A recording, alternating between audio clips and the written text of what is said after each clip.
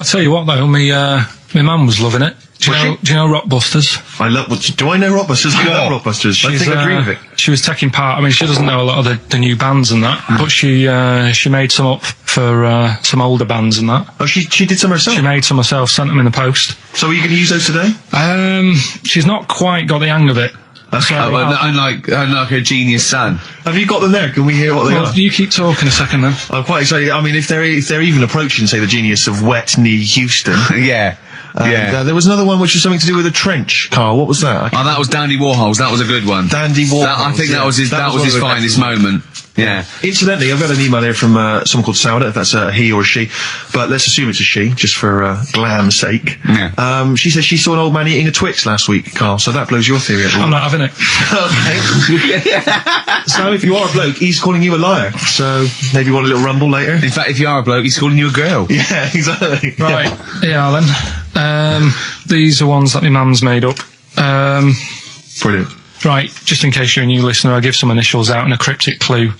And it makes up a band, doesn't it? Yeah. Or soloised. Not so much cryptic as what you're thinking. But well, go on. My mum sent this one. This group would be good at doing your hair. This group would be good at doing your hair.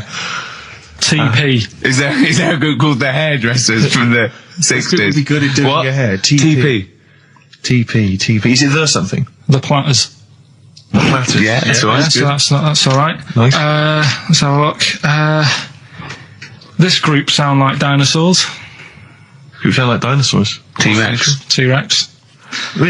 Yeah, I see what you mean. They're not so much cryptic, are they? This group. Don't leave her alone. They're good. This group likes being by the sand and the sea. This group likes being. They're the Beach Boys, boys. Beach Boys. This band are called the Beatles. The Beatles. Hang on. We just have a. What else you got? It's funny because one of them that she's done, I'm actually doing today. I thought of in the week. Right? Is it the same clue? It was, yeah. Wow, great minds think alike. Here's the last one. Here's the last one from her. This guy sounds superb. This guy sounds superb. The Bachelors. Glenn Campbell. Not bad, That's good. I like that. I'd say this. I think you should get onto one of the big game organisations, Parker Brothers or whatever, because this has got to be. This could sweep the nation at Christmas. Don't you think this is the perfect Christmas game? Yeah. Well, I think this is what's going to make or break the MTV thing. Right. Some kind of TV version. Yeah. I'm just thinking into ad breaks, coming up next is this band. Be careful though, Carl, because, make sure you retain the rights, because I can see this selling abroad. Yeah. And I can see someone coming along and taking the sort of like the Rockbusters and changing one word and making another another game out of it and just using the same format. I don't know. I can't think of them there, but they could change. So sort of like they change the word rock to something else and have it. What could it be? Brick, block? Yeah, and so you have to, you know what I mean? So be careful, because Blockbusters will never work. look at his little face. So we're doing that later. Got some good prizes. Okay. We'll talk about the prizes that in a bit. Yeah. Educating Ricky. Yeah, got that. We've got the woman who's got a ghost in her house. Yeah. It's a shame she's not here live, because I feel like I want to ask a few questions, Rick. I don't know about you. Don't worry, I've covered it all. You've covered it all. Yeah. So. Yeah, play a record. I'll tell you what's also interesting, Rick. The prizes we're giving away this week on Rockbusters. We got for you David Attenborough's The Life of Mammals. I don't know, is this a new show? Is this on TV at the moment? Is this like a new thing? So that's good. It's like a double VHS thing there. We've also got a U2, the best of their 90s videos, even better than the real things on there. Mysterious Ways, Beautiful Day, Electrical Storm, the new one. Stuff on there, that's on video. We've also got a couple of CDs, The Smashing Pumpkins. I think this is sort of alternative versions of a lot of their hits and stuff, live versions and stuff like this. Johnny Cash's current album, possibly his last. We don't know, because apparently he's not very well at the moment. That's an album of covers. Yeah, well, not all covers, some of his new stuff as well, but he's done covers of things like Personal Jesus by Depeche Mode, and Desperado, and Bridge Over Troubled Water. And the great thing about Cash is I read an amazing review where it says it's like he always makes them his own. Do you know what I mean? It's like you can't even remember the old version. Desperado by the Eagles? By the Eagles, yeah. I'd like to play that, just hear that, because I haven't heard that. We'll play that and then give it away. These are actually good prizes, Carl. prizes. We've also got, including a small miniature 3-wheel car, an Only Fools and Horses video. I think this is the special that was on Christmas TV last year. So if you're one of the people who didn't see it, I mean, wasn't it like 22 million people watching? Ridiculous. Yeah. If you're one of the people who desperately wants to see it again, I know I do, and wants a small yellow car, also wants a small yellow car, then there it is. And also another of these compilations, arbitrary compilation albums, the best chill out album ever, Rick. Sure. If you're a fan of the Levi's Freedom ad, I love the Levi's Freedom ad. Then the track that I hate the music to it though. No, well that's a shame because it's included on here. Rick, how much do you love the Volvo TV advert? Love it. Because that hate the music again though. Why? That's a shame because okay, sure. But there's also stuff on here. There's some interesting stuff. There's Pink Floyd, there's Coldplay, there's Roy Scott. So it's probably worth it. I love Pink Floyd, except the music again. So we've got a bind for me. That's a whole heap of treats. And that's the winner of Rockbusters. That's the winner of Rockbusters. Coming up after the adverts. Okay. I'm Ricky Gervais, obviously, with me, Steve Merchant, and Karl Pilkington, which is what Heat write about, really. Karl's the main man. Think of Karl a year ago. He was just sitting in that room going, all right, I've done this. XFM. It's good, isn't it? Yeah, it's like a music bed. Brilliant. Comes on the show. We start taking the piss out of him. People start going, oh, who's the idiot you've got in? And we go, it's Karl. And they go, we like him. He's a fool. I go, yes, he's a fool. He's a pet buffoon. And they go, well, let him speak more. Right? And they're going, don't let him talk, XFM, the fat cats. Oh. And I said, I'm a rebel and I do it my way. Rick, I asked, did you stick it to the man? Yeah. And then MTV call up. Yeah, Heat are writing about him every week. Yeah, he's just been doing film for the BBC. There's some rumours he might be the new James Bond. Yeah. Is he in lovely McVitie's original digestives? Are we allowed to? Can I? If McVitie's are listening, I love these biscuits. Yeah. And he's got the best. If the Spearmint Rhino strip clubs are listening, I'm a huge fan. Right, and he's got Rockbusters to come. Yes, I should just ask, the few people have asked me this, and there's also an email here from Rich. People are saying they've seen some of the posters and the adverts of advertising the show, plugging the show. Why aren't you on the posters, Karl? And it is your choice, isn't it? We did ask Karl to be involved. But he is actually. It's like, where's Waldo? He's actually, he's in my trousers. You don't like having your photo taken, no? You're not seeking the publicity. No. I reckon you are secretly. I don't believe you. No, he's right. He's totally right. He's doing it just right. But I think there's a fine line to be drawn that, if you like being in, around radio, you want your own show, or you enjoy talking and they just happen to be filming you for MTV, that's different. I think what you just avoid is going to silly celebrity bashes, having your picture taken for the sake of it. I mean, I think you're right, but I think you should do the screen test. On a serious note, I think you should do the screen test. Just because it might be fun, and if it's no good, they won't do it. And you can stop any time you want. No one has to keep going on telly. I just think we're going to lose him. No, we won't lose him. Listen, right? I'll always be part of this. I'm just worried that you're going to exhaust yourself. You're going to be drained. You're going to have told all your anecdotes. He certainly will if you have to help the old fella upstairs with the bed. Yeah. £50 an hour. Oh, that's terrible. Go on. But I'm what I wanted to do, right? Because I don't want to embarrass myself, right? I don't want to embarrass the woman at MTV when I turn up and she thinks, oh, look at him. Yeah. What a waste of film this is going to be. Because it's not cheap. I know that. It's not film either, but go on. Well, it is cheap. It is cheap. They're filming on a DV camera that they can go over. If it's no good, they won't show it to anyone. It'll be great. It's just what they want you. Honestly, I can just see you doing little things, just like popping up, between the records and going, all right. MTV, music television, hear about the airy Chinese kid born, which is weird, isn't it? Because they're not usually airy. And it just goes, MTV. It'd be brilliant. It'd be brilliant, Karl. But if I'll come down with you. Well, we'll see. Go on. We'll think about it, right? Go on.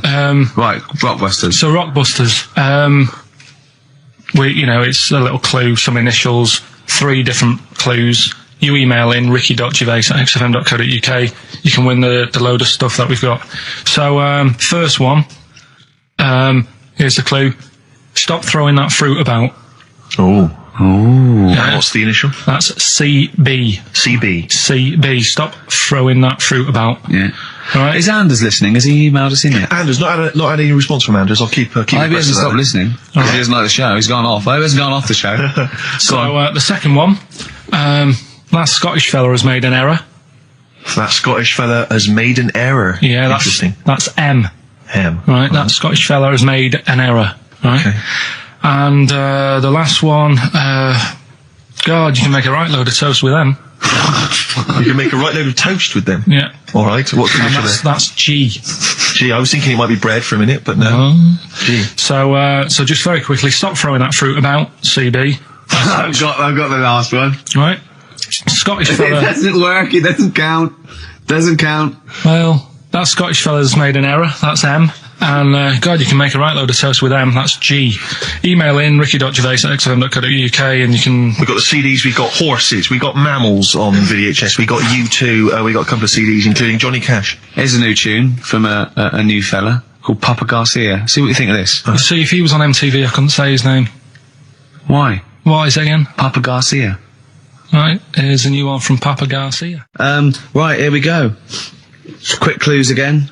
And then we better do Educating Ricky. This is the favourite bit of the show for me now, Educating Ricky. I love it. I can't, well, yeah, I'm anxious all week. Well, just quickly on those clues, just in case people need to know again. Stop throwing that fruit about, CB. That Scottish fella's made a bit of an error, M. And, God, you can make loads of toast with them. That's G. Alright, brilliant.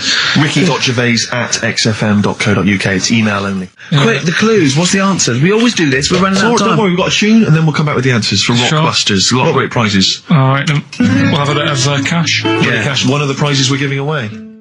Johnny Cash and Desperado.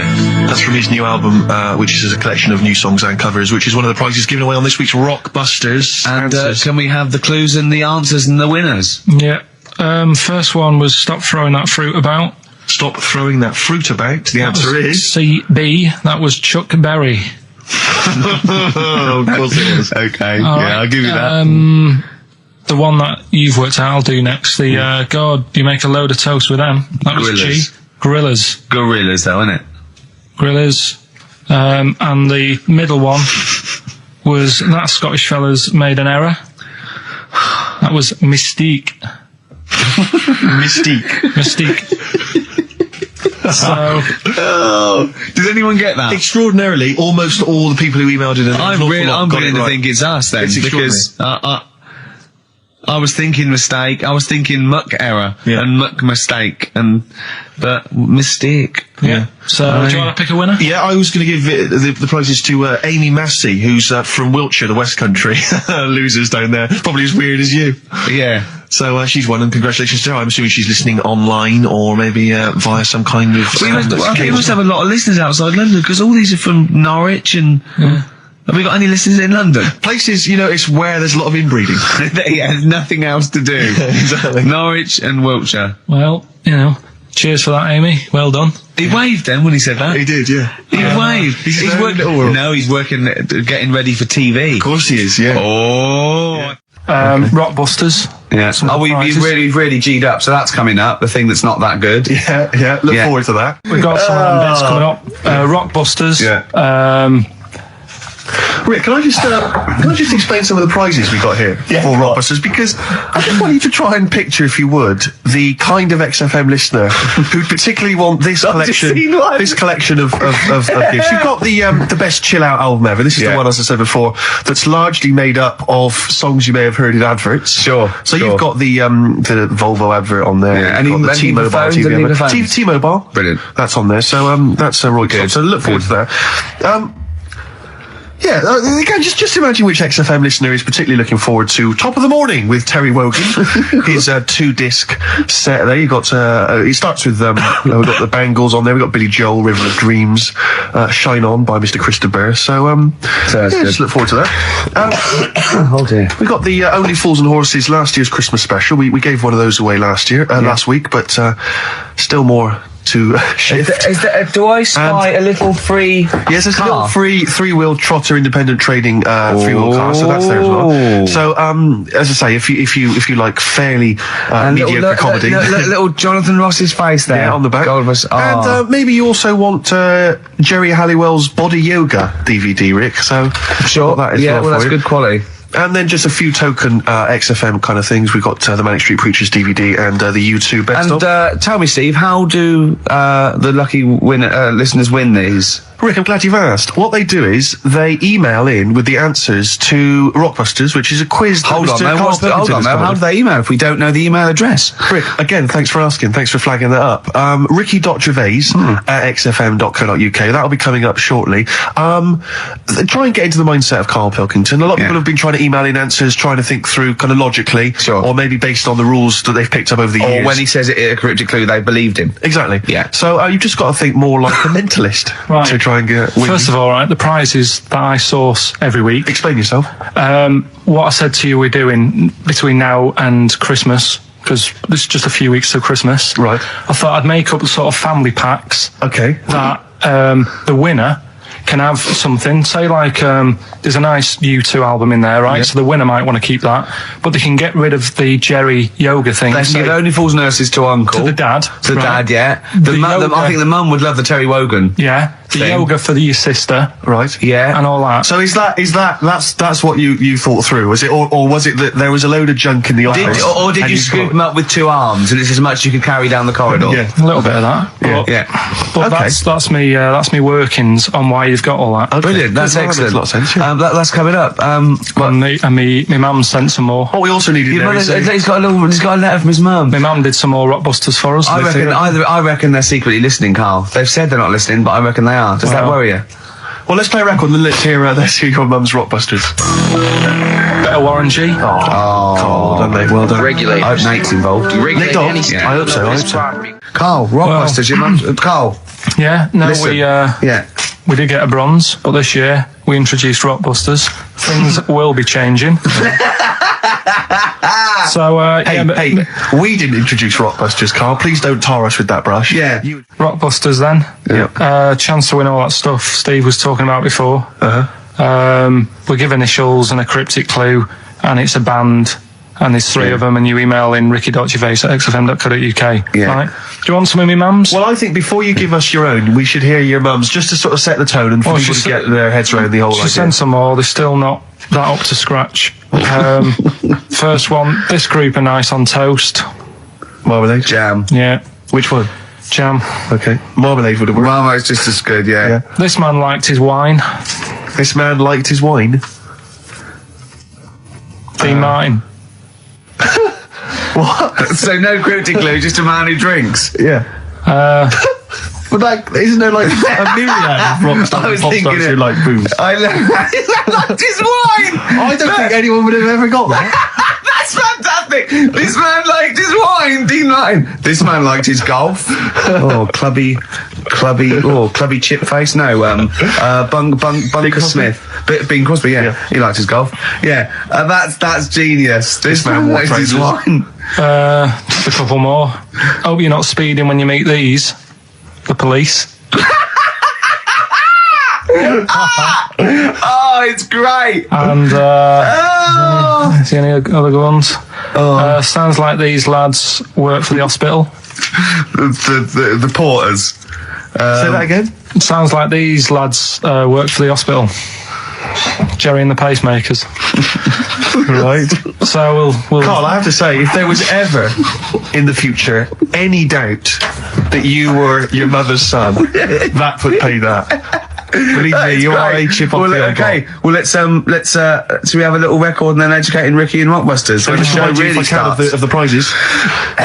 Jerry Halliwell's yoga video DVD. I think it's the latest one in that particular series. So if you've already worked yourself up to, you're looking pretty good, but there's still a little bit of flab maybe around the arse or breast area, then Jerry can help you out there. Yeah. We got Only Fools and Horses. This is the Christmas special from last year. Jonathan Ross was giving that well on his morning show this morning. I don't know if they're just trying to get rid of him. Top of the morning to you from Terry Wogan. That's his 2D CD. I'm sure they were giving that away as You've well. got the likes of Love Theme from Top Gun, obviously Take My Breath Away by Berlin, that's on there. What else we got? We got The Pretenders, you mentioned them earlier. Alison Moyet's on there. Annie Lennox featuring Paul I Simon. still call her Alf. Loaf is on there. I'm talking of the meat variety, obviously.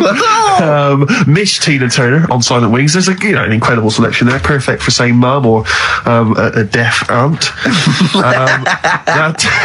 That's the Manic Street Preachers Greatest How's Hits your DVD. aunt, anyway? How's your aunt, the one who farted for 5 minutes, Carl? Also got the U2. not been that well. The U2 What's up with it? The best chill out album ever. Is she right? Yeah, she'll be alright.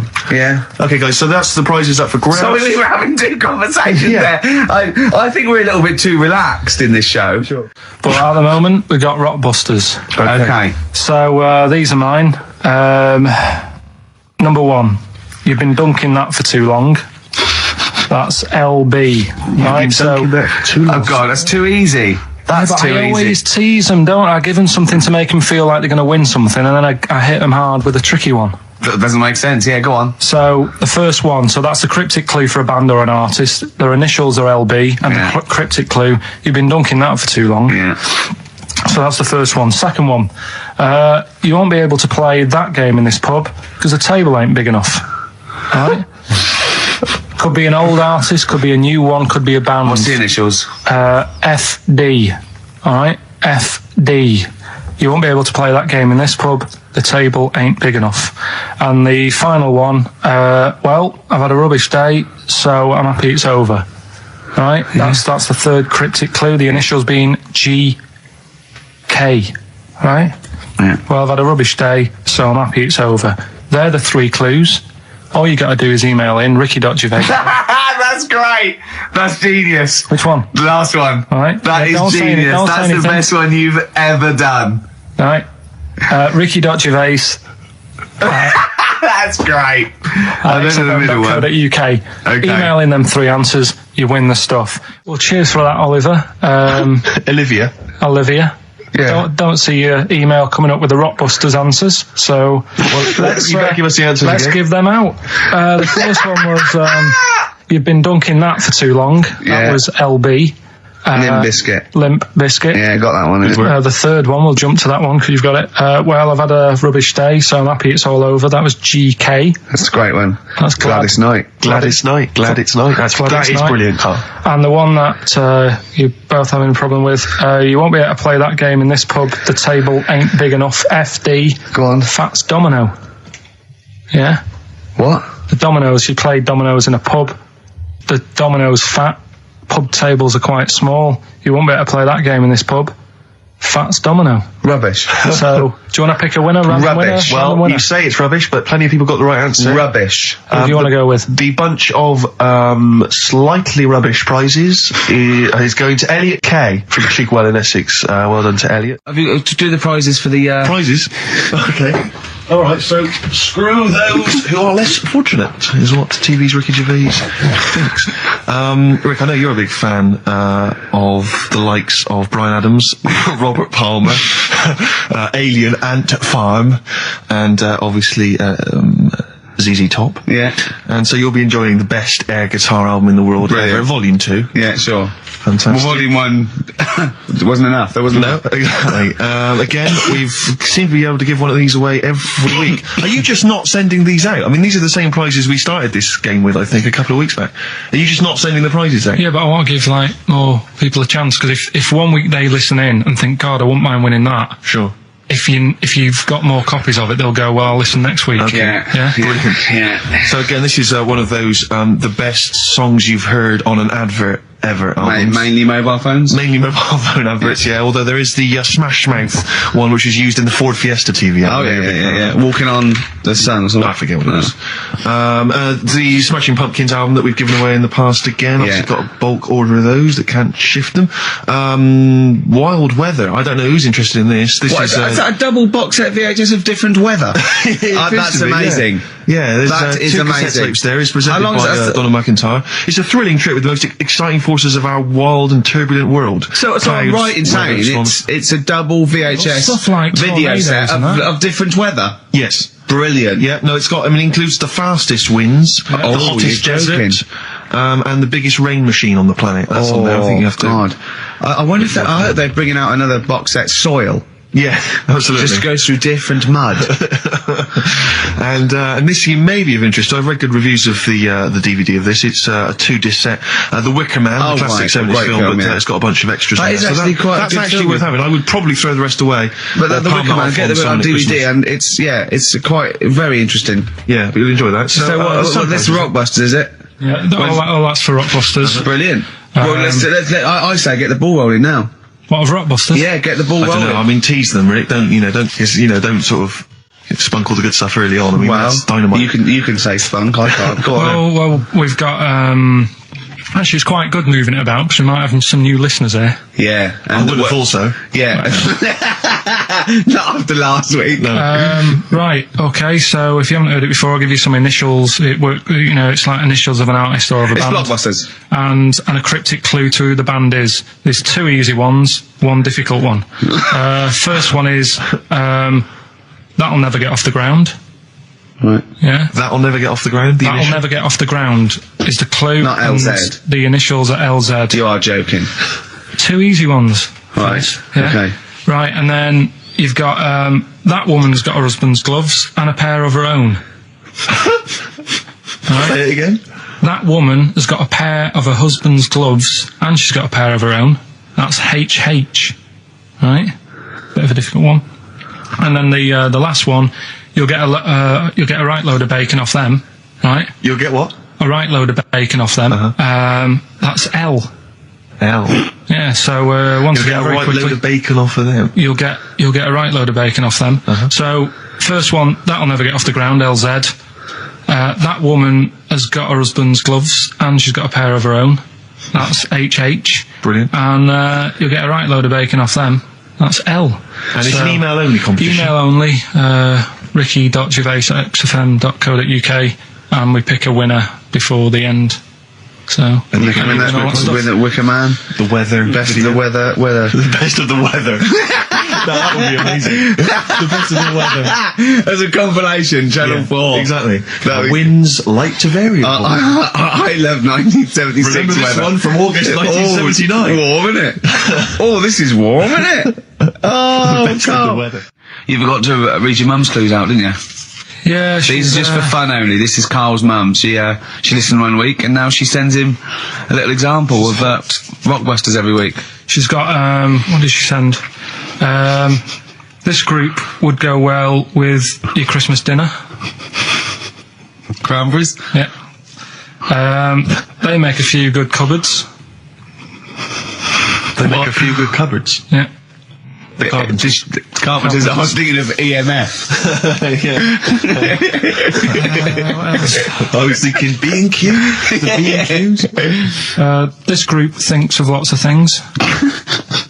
This group thinks of lots of things. Yeah. Go on. Imagination.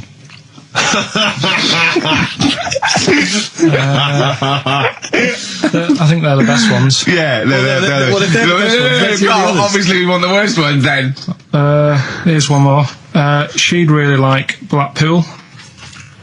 She'd really like Blackpool. She'd really like Blackpool. Fairground attraction. Not bad. Yeah. Not bad. Right, so there's Does she write anything else in the letter, or does she just send them like on a scrawled on the back of, I don't know, a till receipt? She did with the first one. Now it's just the Rockbusters. Right, That's so the we've truth. still got to come. Rockbusters. Have you heard the saying, a fish in time saves 9? The clues were. Have you heard that? That'll Never Get Off the Ground. LZ. You've got. Have you heard that saying, out of the frying pan into the saucepan? You've also heard got. that?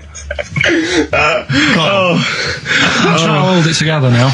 Well, yeah, no, we're trying to teach you something, Carl. Yeah, but you're not. Why? Because at least my stuff that I tell you, if you went into a pub and told someone. What? There was a blind girl, she hit her head, she could see. What's that? Well, just don't get down if your eyes are bad. Like with. No, go around headbutting Right, things. playing a song. Oh, Carl, come on. The Undertones, Teenage Kicks, that's one of the tracks on the best air guitar album in the world ever, Volume 2, which is one of the prizes on today's Rockbusters. And John Peel's favourite track ever. John Peel's favourite song of all time. And so, Carl, have you got the answers for Rockbusters this week? Yeah, we have. Yeah, we've got the first clue. You're upset, So Carl. miserable. I'm a bit fed up today. The weather's. I knew when I was walking in today though that I'd be. But that video, there's lots of weather on that video, so they can, whoever wins this can go home and see sort of the weather you were talking about. The first one was That'll Never Get Off the Ground. LZ. Yeah.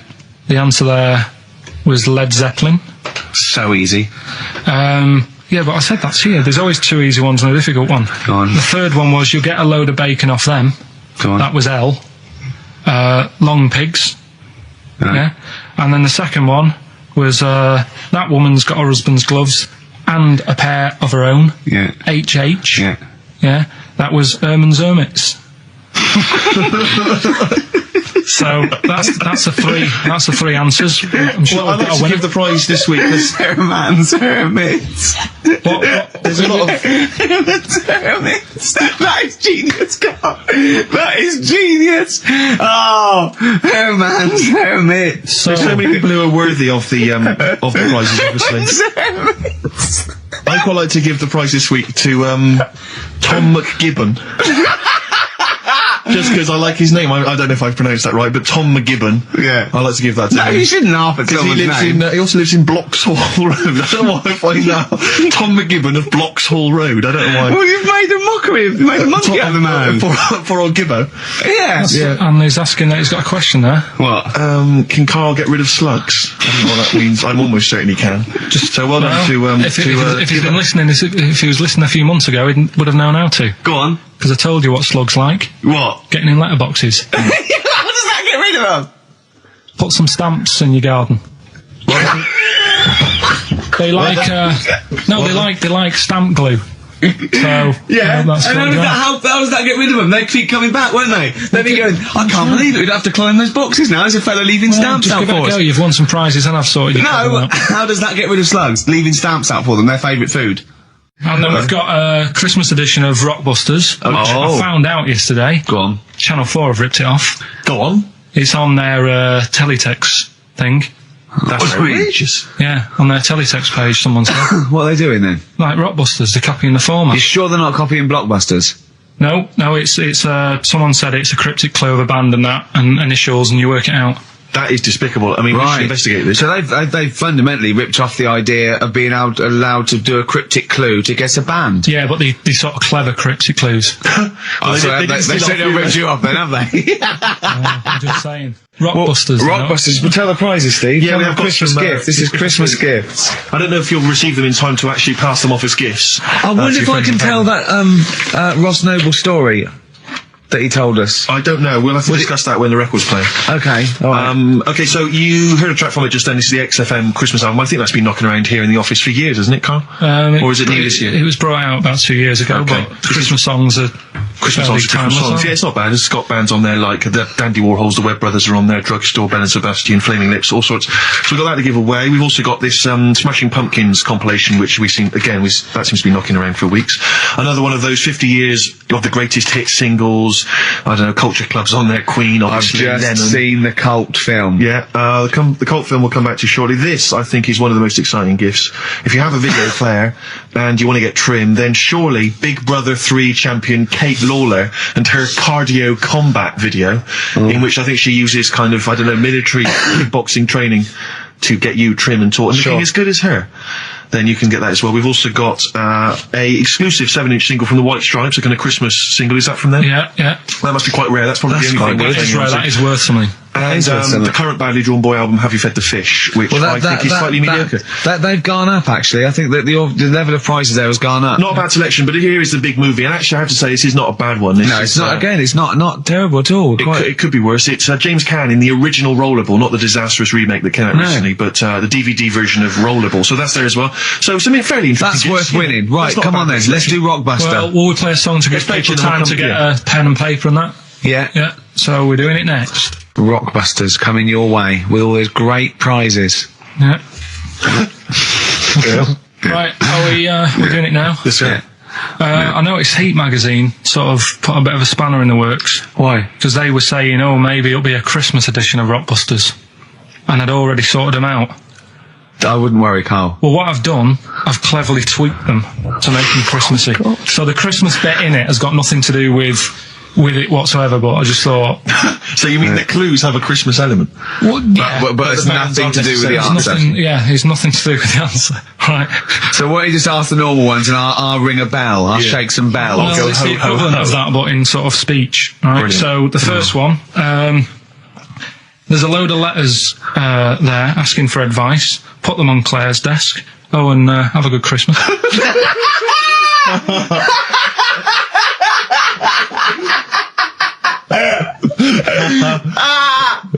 Oh, give it to us again. Oh God! Right, so there's a load of letters asking for advice.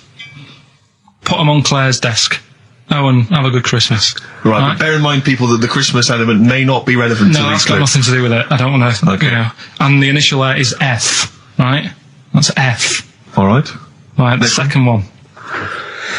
Ask your mum if you should. After you've wrapped the presents. Right, so Ask your mum if you should. ask your mum if you should after you've wrapped the presents. That's S. Yes. S. All right. All right. Okay. And the last one, a couple of people were arguing in the supermarket at the fruit and veg counter, but it's busy in there because it's Christmas. That's probably what brought it on. So that's B. Oh. B. Oh God! So they're the three. We'll just recap. Yes, please. Yeah, I have no idea. so I the can't first even. one. I don't know what to start thinking. Well, Right, there's a load of letters there asking for advice. Put them on Claire's desk. Have a good Christmas. Have a good Christmas. Second one, ask your mum if you should. After you're at the prison. S. And the last one, a couple of people were arguing in the supermarket at the fruit and veg counter. But it's busy in there because it's It's Christmas. busy because it's Christmas. That's a B. So they're the three things. It's email only, this one. Please remember that. ricky.gervais@xfm.co.uk. ricky.gervais@xfm.co.uk. Yeah. brilliant. Carl Brilliant. looks happy with them. He looks Yeah, really very happy pleased, with and them. rightly so. They're Oh, cracking. they're good. Yeah, They're good. Pleased with So, those. All right. Is there going to be more Rockbusters in the new year? We're not sure. I'm still thinking about new ideas that we can do.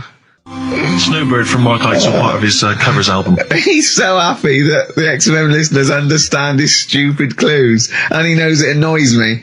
We've got some right answers We'll be for giving out the Rockbusters. answers just quickly, just in case someone sort of missed one of them. I'll just quickly do them. Yeah, go on. First one, there's a load Sure of letters. There's a load of letters there asking for advice. Put them on Claire's desk. Oh, a Merry Christmas. Ask your mum if you should. Oh, a Merry Christmas. And a couple of people were arguing in the supermarket. It was at the fruit Christmas, and that's veg why. counter.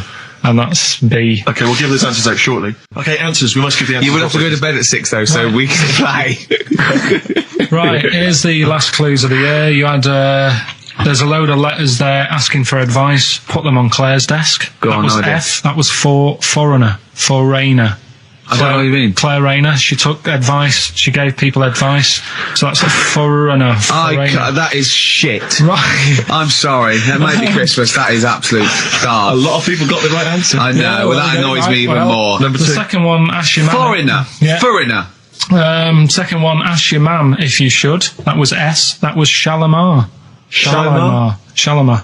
Right? No, bizarrely, what was the clue there? Ask your mum if you should. No, we got a lot of people saying Smashing Pumpkins. There's the answers to that. But I don't know who's saying that today, Mum. Smashing Pumpkins. Merry Christmas, Mum. Smashing Thanks very Pumpkins. much. Nice bollocks. Yeah, exactly. Oh, that's great. That's great. Right. Smashing Pumpkins. Your dad bought for me for Christmas. Yeah. And the last one, Lovely plums. What, my Victorians? Oh, God. right, we've got to wrap it up. Come on, then. A couple of people were arguing in the supermarket at the fruit and veg counter. That was B. That was banana drama. They were like having an argument. What do you mean banana drama? What, no, wait. What group is banana drama? What group is banana drama? So, You're a fool. You're a twat. When you say that, but you accuse Carl of that, you're also accusing lots of the listeners, including the winner, Nicola Rogers, of London, and she wins those great prizes, and she got them bang on, so... Banana drama. so can we finish there now? Yeah. Yeah, What do you mean? What do you mean? Can we finish there now? Just play the ads and go. What? No, what are you talking about? We're going to play Johnny Johnny Johnny River. all day. Play that then. Goodness me, Carl, look at you. We haven't got time. Merry Christmas, Carl. Merry Yeah, Christmas, yeah. Carl. Enjoy the show. Let's give him a little kiss. Oh, a little kiss. Oh, no, with tongues, it's Christmas. No, don't. Stop messing about. Get off! Right, well, Rockbusters. That's old. That's not a new feature. Yeah, but we'll keep it. Right. For So another you're bit. just keeping an old feature. Okay. No, it's an old favourite. I'm sure there's a lot of people that are going, phew, I was worried that he'd lose Rockbusters. Rick, I've just come up with a new idea. Why don't we just play some records that we like? There's a new idea for 2003. Yeah. Oh, you know what we can't, Steve? Because the library's out of order. Oh yeah, the record label, we can't get in there. We're not allowed to get in there. We had to scrounge something from Capital Gold. So anyway, right. Go on. So we got Rockbusters. What are they doing with the library? Are they getting some records in that we want to play? Is that their new idea? I know. Let's get some records in. Yeah, they're sending out the Gina G. Yeah. 4 non-blondes, goodbye. Give that to Foxy. Brilliant. So, right, we've got Rockbusters coming up. Do you want to say what we've got to give away there, Steve? Not really, Rick. Is it really bad? Well... What's the film? What's the featured film? The featured film's not bad, I have to say, actually. You've excelled yourself there. Again, it's just one of those things where I think, what kind of XFM listener would want this particular goodie bag? I know before Christmas, Karl, you explained that the reason we were Carl's giving away... face, he's disgusted, because he just said, I do a lot of work to get these prizes. And I went, no, you didn't. I saw you. He went over to a drawer and went, I'll give that one, and that one. That's what work you put in. You nicked some... There's about 12 Jerry Halliwell videos, one of which we're giving away. It's sort of Rick, you've given it away? Oh, no. Yeah, if you'd like Jerry Halliwell's Body Yoga DVD, then, you know, that's one of the treats you can win. But it does, if you notice, if you remember before Christmas, he said that he was giving away a kind of bumper pack of gifts that you might want to wrap up and give to various people. Uncle, one for Uncle, one for Auntie. But obviously Christmas has passed, so I don't know really what your excuse is this time. You eat a lot over Christmas, don't you? Get a bit fat. Fair point. Yeah. So, Jerry Body Yoga is one of them. The recent, on DVD, the recent series of Wiedersehen Pet. Yeah. Reaction. Could you give me that reaction again? Well, Rick? no, just give me that reaction again. No, yeah, brilliant. And actually, I have to say, this isn't bad at all. This is the very best of the Stone Roses CD. Well, you can't knock that. You can't knock that. In fact, I'll tell you what, we should play Elephant Stone at some point. Yeah, we'll have that. Go on. Madness. I think this is actually tunes from them and not from the musical, although it is tied into the musical. He went to see that musical. Anyway, prizes giving away. What's the competition? It's Rockbusters. We're doing Rockbusters. We're still doing Rockbusters. Oh, well, look forward to that. Do that in like 15 minutes. I need a bit of Coldplay first. I do, honestly. Really? Oh dear. So Rockbusters. First one of the year. Do you want to explain it? Okay, so we've got some new listeners. Some new listeners. Might have. You never know. Chance to win some stuff. I'll give you like a cryptic clue and some initials, and it sort of makes up a band. So an easy one that we did at the start was an exploding pet, AK, atomic kitten. Yeah. Right, that's how it works. So there's 3 of them. It's email only. You email in ricky.gervais@xfm.co.uk and you win all that stuff Steve was talking about. Right, first one, £42 for a torch. £42 for a torch, that's a bit pricey. That's D.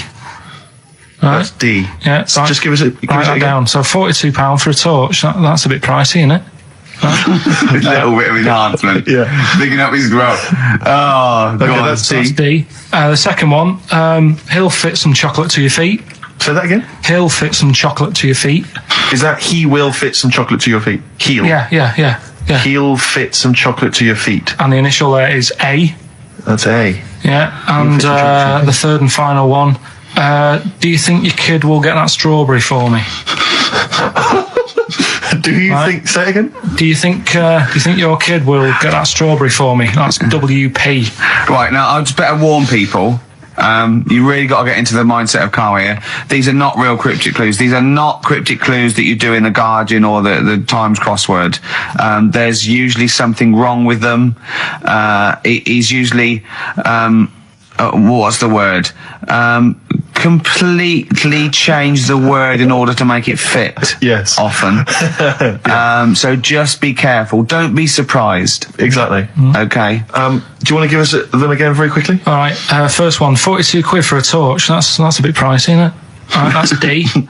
Second one, he'll fit some chocolate to your feet. I can't think of any. I can't think. That's A. And do you think your kid will get that strawberry for me? WP.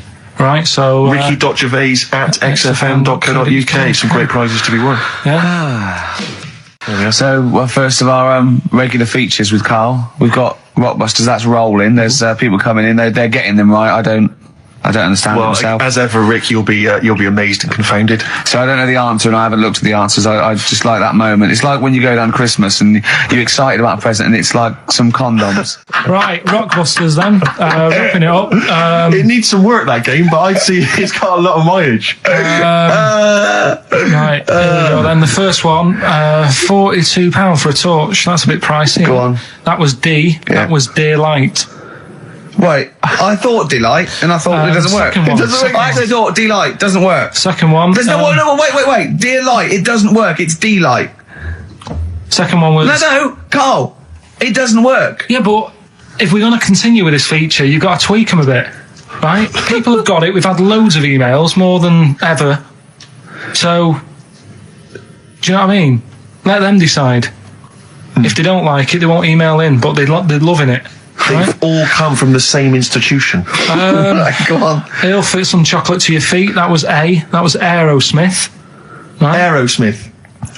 You've heard of a blacksmith? But a smith is just a workman. It doesn't necessarily... No, you can have anything. You can have a locksmith. A smith doesn't just mean it does shoes. Right. Do you think... Aero Cobbler would have worked. Unfortunately, there isn't a band called Aero Cobbler. Get ready with a winner. Do you think your kid will get that strawberry for me? That's Wilson Pickett. Wilson Pickett. I'll give you that. I have to say that I don't know if these guys have won in the past, but they were the first people to email in. Normally I just give it to anyone, but these guys, literally, you've given the clues, Carl. I'm amazed. Everyone seemed to get Aerosmith. How? Everyone got D-Light. Everyone got Wilson Pickett. I'm absolutely stunned.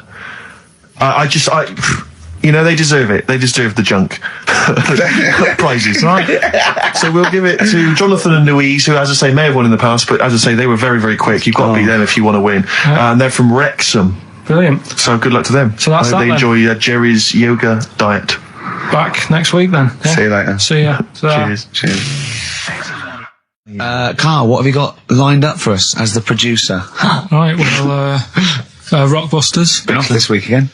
Has he? Yeah. Another week off? Another week off, yeah. Yeah, no, I didn't have a full week off. I had 3 days off because I was working all over Christmas. Yeah.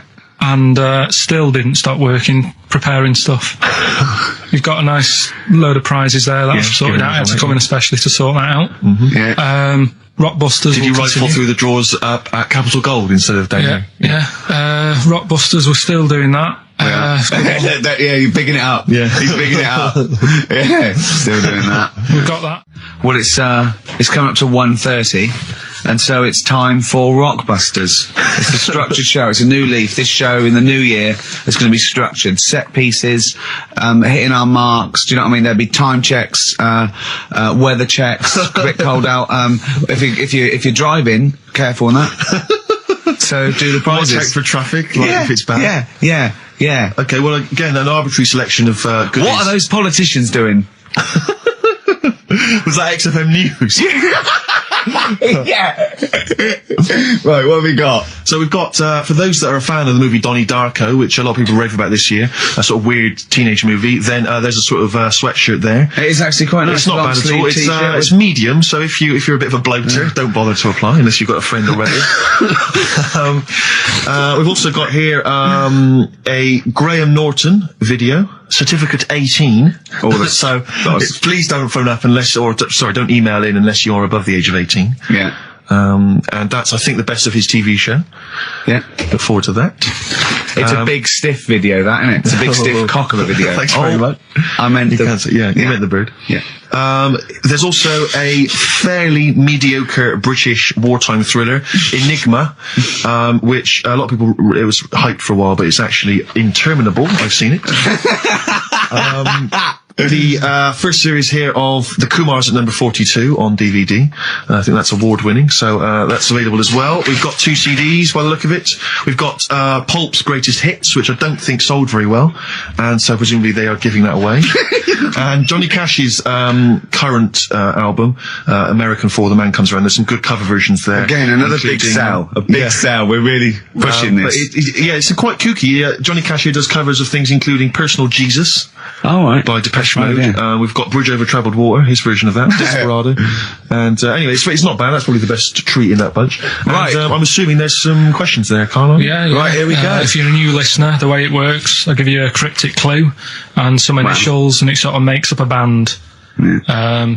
Makes more sense when you hear it, I reckon. Not particularly. Wow, not really. Although people do get it. I just worry about the state of our listeners. Go on. Right, so there's 3 of them. You email in ricky.gervais@xfm.co.uk. It's email only. I repeat, it is email only. We are too lazy to answer the phone. Yeah. Okay, right. Here we go then. Number 1. There's normally 2 easy ones and a difficult one. Sure. So here we go. Number 1. Don't argue with him. He ain't going to change his mind. Don't argue with him. He ain't going to change his mind. Yeah, that's AA. AA. So that's the first one. He's not going to change his mind. What do you mean, You just really got them written out, have you? I'm just thinking about what the answer is, so I didn't write the answer down. Don't worry, they get it. Yeah, don't worry. Well, you can't remember it. You came up with it. There's only 3. I know, it's weird, isn't it? No, it's not weird. It's incompetent. Right, the second one, anyway. I hope you get this. I hope you get this. You don't even tell us the answer. This is a shambles, isn't it? Hang on a minute. Keep going. Go on. He always gets what he wants and doesn't worry about anyone else. P. And you don't know. You don't know that is. I'm sure he'll come to me once I see it on email. What do you mean? Once they get it, you'll agree with them. I'll know if it's the one I had down as the answer. This is brilliant. Imagine Jeremy Paxman doing that. Going, University Times. Is that right? Go on. Right, so that's that one. Give us that one again. He always gets what he wants and doesn't worry about anyone else. P. But you're confused. I don't understand how you can be confused. Yeah. What's the third one, I'll have to put that woman in the oven. And that's AB. Alright, quickly give us them again. Right, so the first one, don't argue with him, he ain't going to change his mind. That's AA. He always gets what he wants and doesn't worry about anyone else. That's P. And I'll have to put that woman in the oven. AB. Alright. Okay. Ricky.gervais@xfm.co.uk. I'm going to play a classic track now by Neil Young, Alabama. It's beautiful. Neil Young, Alabama. Karl is still confused. He's waiting. He's biting his fingers, waiting for an email to tell him the answer to the clue he made up but can't get. I love that as an experiment. As a that would confuse psychologists, that you come up with something that you can't get. It's brilliant. Yeah, you came up with the question, you don't know the answer. And you expect them to, but you can't, and you made it up. Look at your face. Play some adverts. Honestly, Juan by Billy Corgan's new band there. Ex-Smashing Pumpkins. Sounds a bit like them, but I like it. It's alright, not bad. I like it. It's good to know, Rick, incidentally, that someone's got the right answer. So, Karl knows the answer, yeah. Brilliant. Well done, Karl. You're a fool. Right. Right, what are you doing then? Let's have a quick reprise, if we could, of the Rockbusters clues. Yeah, Rockbusters, if you've just tuned in, you've missed it this week. Here's your 3 Well, no, you clues. haven't. That's why we're giving the clues again. Yeah, I know, but if they haven't. Eh? What? Safe, they've been busy. Just give the clues again. First one. God. Don't argue with him, because he isn't going to change his mind. That's AA. Second one, he always gets what he wants and doesn't worry about anyone else. That's P. Yeah. And the third and final one, I might have to put that woman in the oven. AB. Interesting. Are we telling them or still? No. People have still got a chance to win those extraordinary prizes. Ricky.gervais@xfm.co.uk. So the answers to this week's Rockbusters. Yeah. Can you give us the clues again and the answers? Yeah. The first one was, don't argue with him. He ain't going to change his mind. The initials there were AA. That's adamant. Yeah. All right. That's good. That's a good one. Second one, he always gets what he wants and doesn't worry about anyone else. That was P. That was Pixies. Picks his. It kind of works, yeah. And the third one, I'll let you have that one. I'll have to put that woman in an oven. That was AB. That was Anita Baker. Anita Baker. It's good. Anita Baker. I'll let you have all 3 today. So you've done well. So do you want to pick a winner, Steve? Well done to Mark Leder from Bow. He wins those fairly mediocre prizes. Enjoy them. Oh, brilliant. Now listen, it's Rockbusters. I've got the prizes here. Rick, I'll be honest with you. I mean, we've given away some shoddy stuff in the past. This is the worst collection. Tat, is it? This is really scraping the bottom of the barrel, Carl. I mean, hold on. The how many more of these can we give away? If you're still phoning, hang up, because we're not going to bother anymore. We're really sorry about that. Maybe email us or something. How many of these can we give away? Look at that. It's only Fools and Horses. It's the Christmas special from not this year, the year before. Yeah. I mean, we have given away so many of these. I imagine there's charity shops throughout London. Throwing them away. Yeah, throwing them away. Yeah.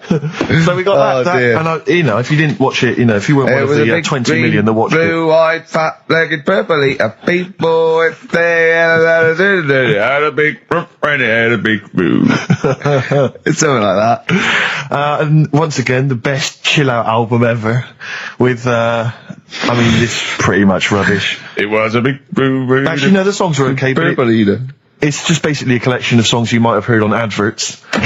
So enjoy that. Oh god, this one again, the best air guitar album in the world, Volume 2. This is no longer an entertainment show. This is three people chatting to each other now and again. Sometimes we remember it's going out. Sometimes we just take a call for our own amusement. I mean... It's the same price again. It's the David Attenborough compilation of DVDs, which I'd be very surprised if actually makes it to you. I imagine someone here will have had that long before we post it. Oh dear. There's a t-shirt in here. XFM 104.9. You get sent a lot of just in case you're wondering what you're listening to. This is a Quicksilver t-shirt. What is that? What t-shirt is that? That's a t-shirt made by the Quicksilver people, so if you're a bit of a surfer dude, and by the look of the size of it, you're a midget. You can't say midget. You're welcome to it. And this is, I think, the piece de resistance, Rick. I mean, because you know the kind of fans we have. They're pretty cool cats. Pretty groovy guys. Yeah. So I imagine they'll be loving, on DVD, Doctor Who, the Aztecs. That's one of William Hartnell, the first Doctor's classic episodes on DVD God. there.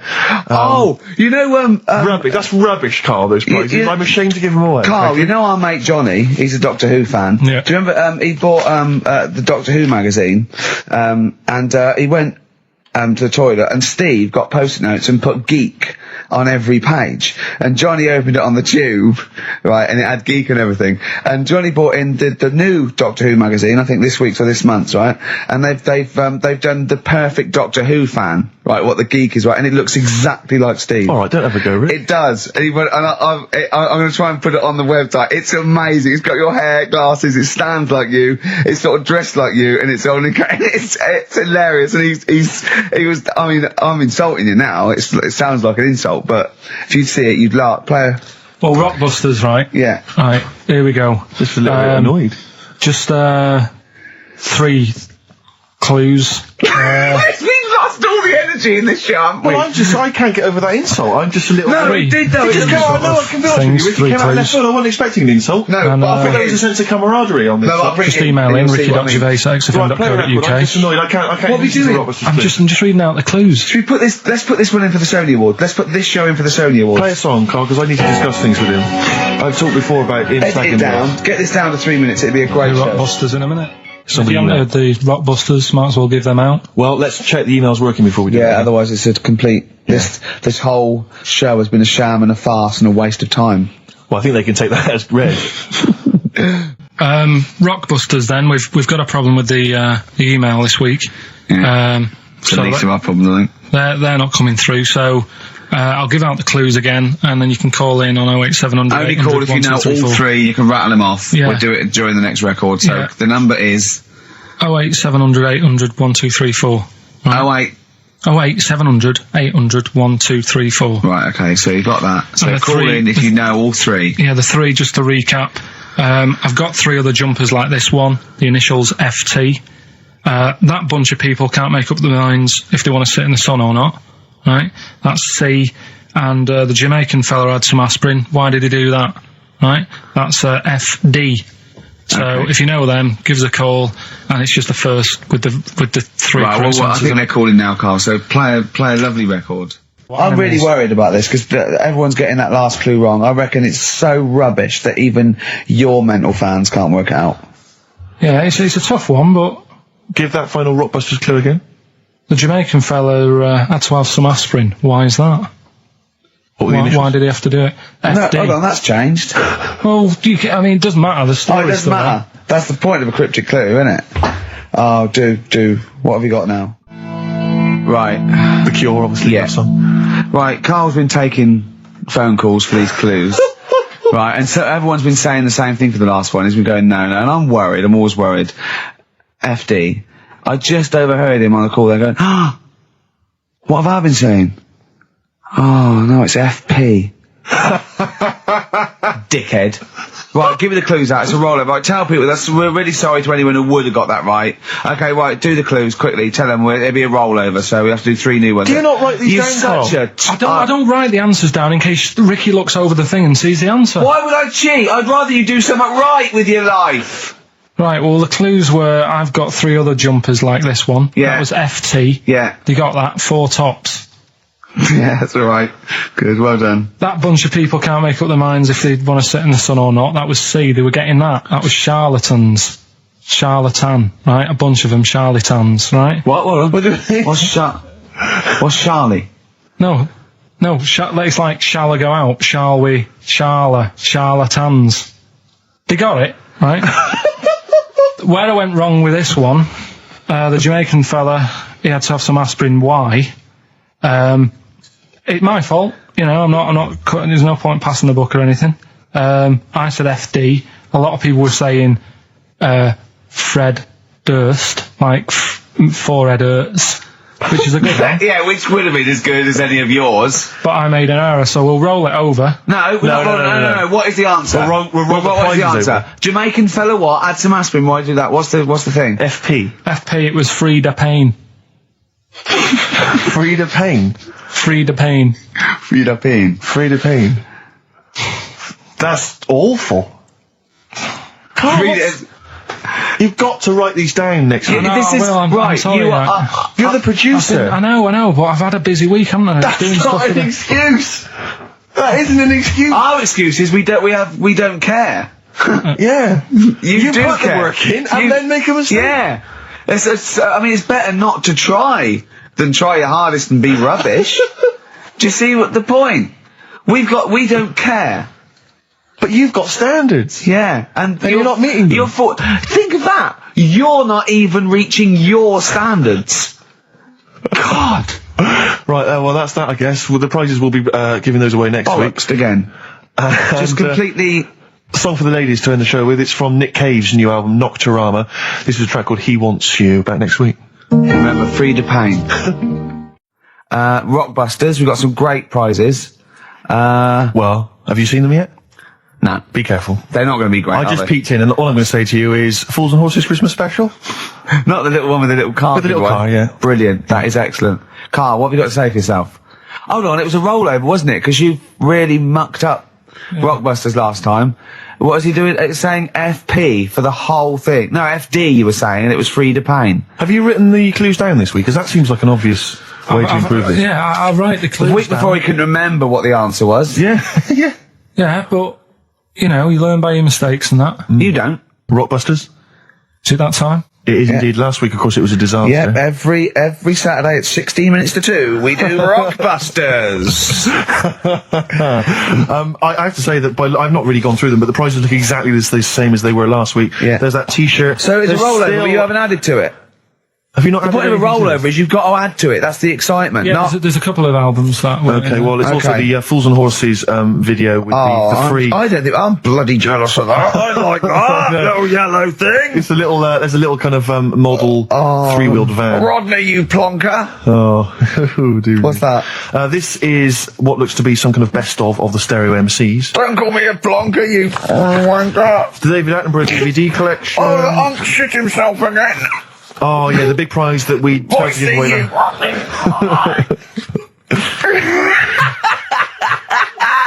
Best chill out.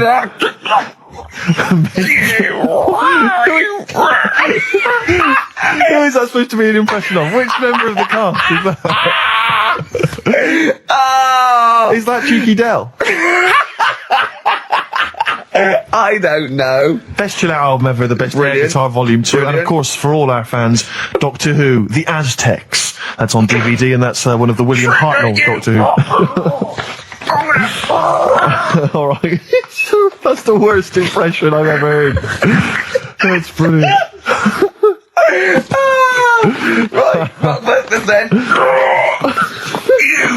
Right, then. Right, three cryptic stuff. Oh, come on. Right. Rodney,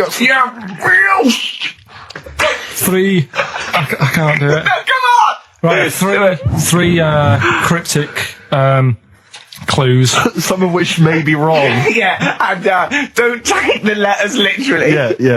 Right, go on. And some initials, and it makes up a band. So here we go then. There's 3 of them. You email in ricky.gervais@xfm.co.uk. Yep. Right, here we go then. Yep. Number 1. The weather stinks, doesn't it? The weather stinks, doesn't it? Yeah. That's R. That's R. Right. The weather stinks, doesn't it? Yeah. Second one. Look, Gran, just get on the boat and help us out. All right, give us that again. Look, Gran, just get on the boat and help us out. Look round, just get on the boat and help us out. What's the initial? R again. R again, interesting. Yeah. And then the third one, if you're going to do that with your drink, I'd let it settle for a bit before you open it. CK. CK. All right. What's more? So quickly, all the way through then. Number 1, the weather stinks, doesn't it? That's R. Look, Grant, just get on the boat and help us out, will you? That's R as well. And then the last one, if you're going to do that to your drink, I'd let it settle for a bit before you open it.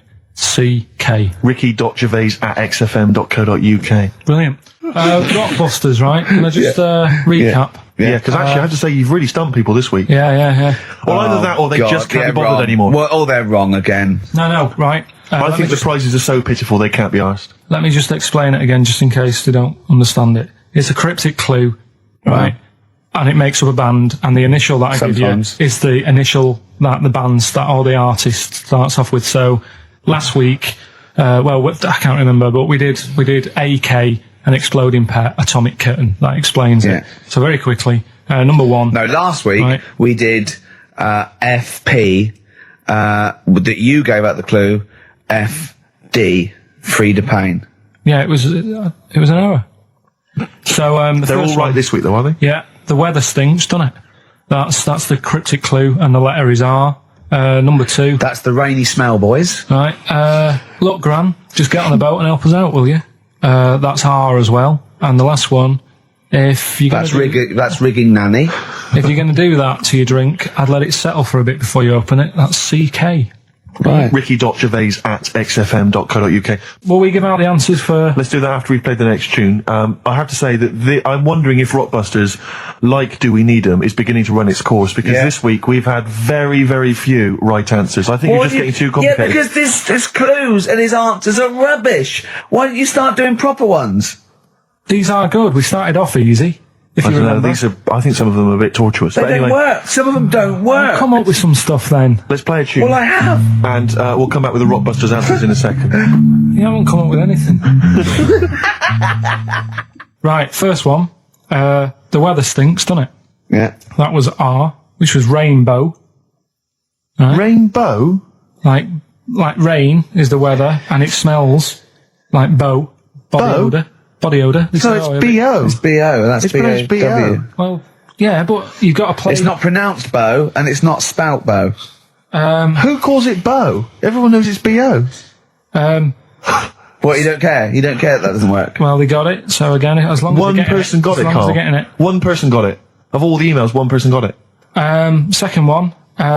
Look, Gran, just get on the boat, will you, and help us out. Go on. That was R. That was a Ronan, right?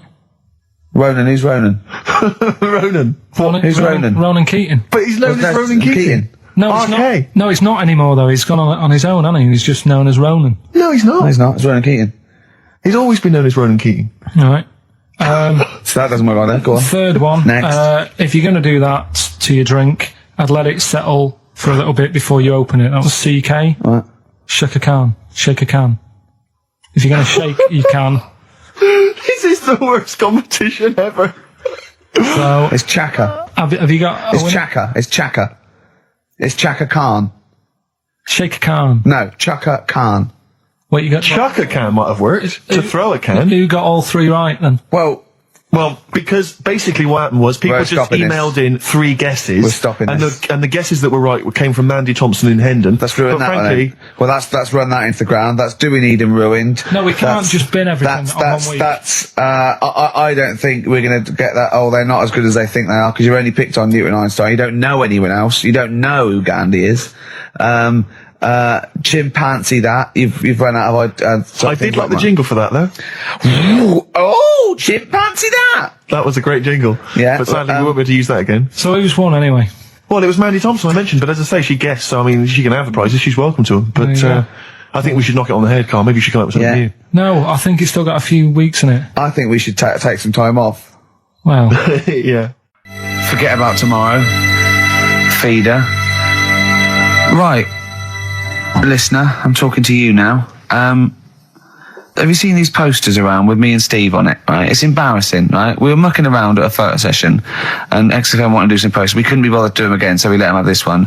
Irony comes back to haunt you, and it looks like I think I'm Simon Temple or something, and Steve's alright. But we think that Karl should be in it. Definitely. Karl doesn't want to be in it, but it looks like everyone listens to this show for Karl's basically, innocent stupidity and some great tracks. Exactly. They don't listen for us anymore, Steve. So I think it should be a campaign to get Karl on the poster. Yeah.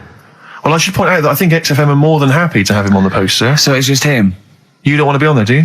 There's no need for me to be on it. Of course there is. Why not? I get so many emails here as I'm sat during the show reading them. So many emails saying, what does Karl look like? Well, I want pictures of if Karl. you go to xfm.co.uk/Ricky, we've got those film bits on there, those video mock-ups where I'm part of it. You can sort of... That's not see it enough, online. Karl. People want to see your face. You're part of the show. Not You're an bothered. intrinsic part of the show. Yeah, we'll get you on the poster. Why? It'll be too much on a poster. They can only take in so much. What do you mean? They can only take in so much. Yeah, it's good with two people. No. It's enough. So what do groups do then?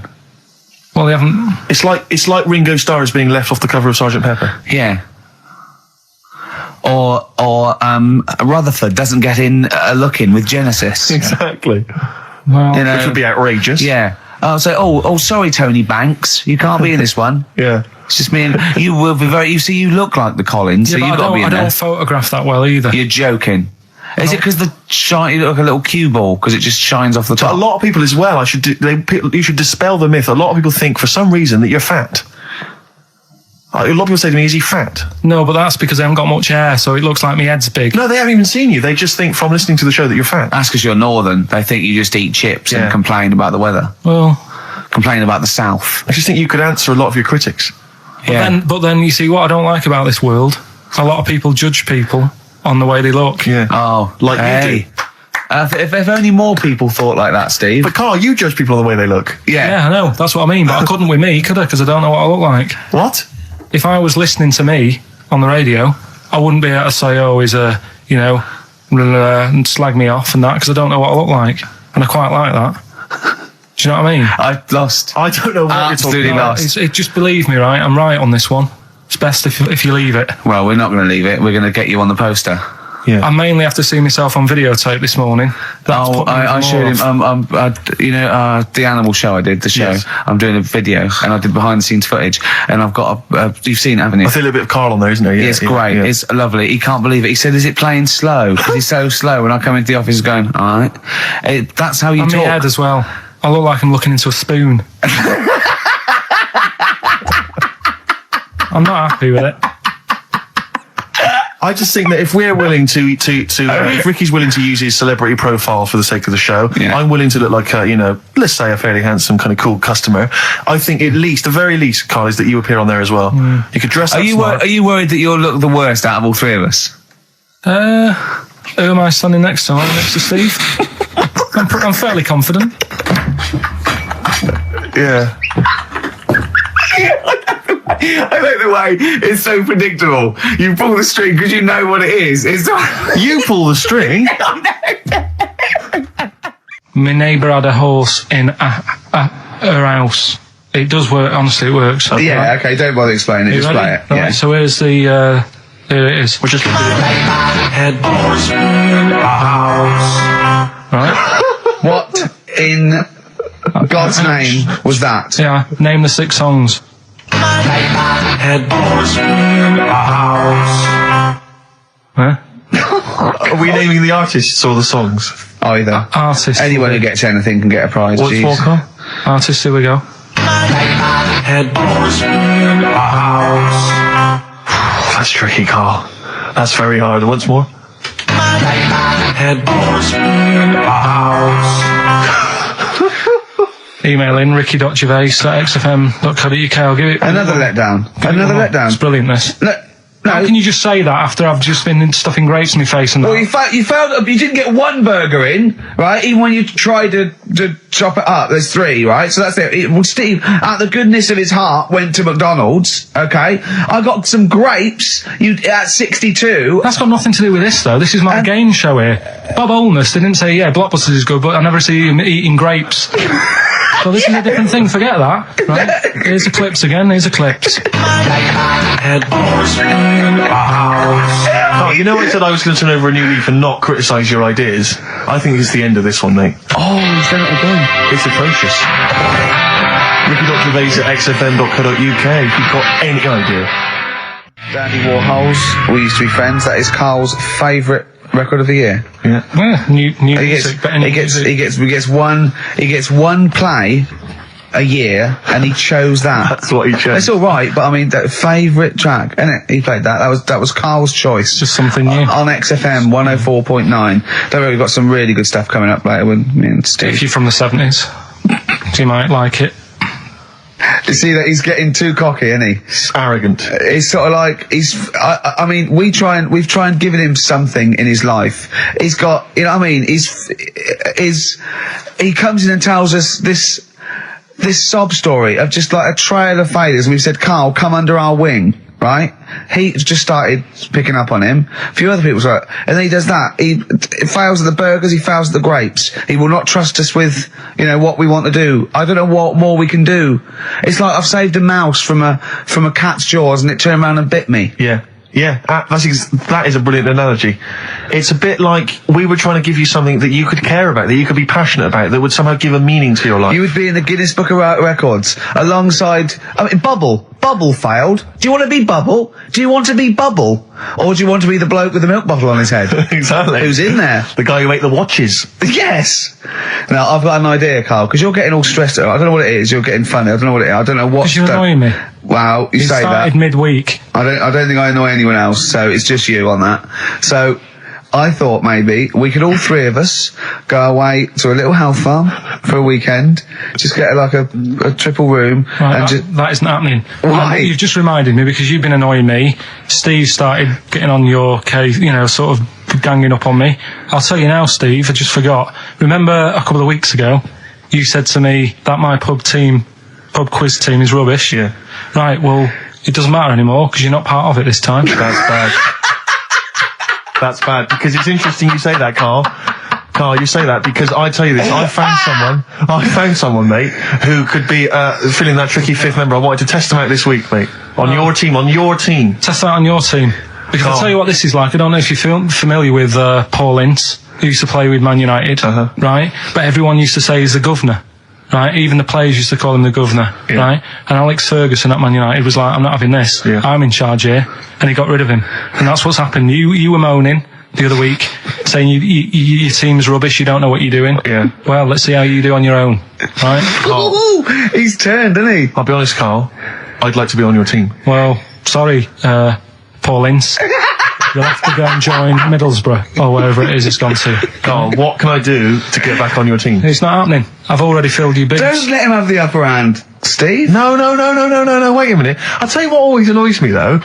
Ricky spends most of the show slagging you off, right, having a go at you, annoying you in the week, squeezing your head, making you eat burgers, right? But you always take it out on me. I'm the one who always gets the insults. I'm the one who's now relegated from your team. Why? You see, this is the thing. You're just as bad as him, really, because you're siding against me because you know that I'm willing to take it. The truth of it is this: you know that Ricky Gervais is keeping you in burgers and grapes, metaphorically speaking.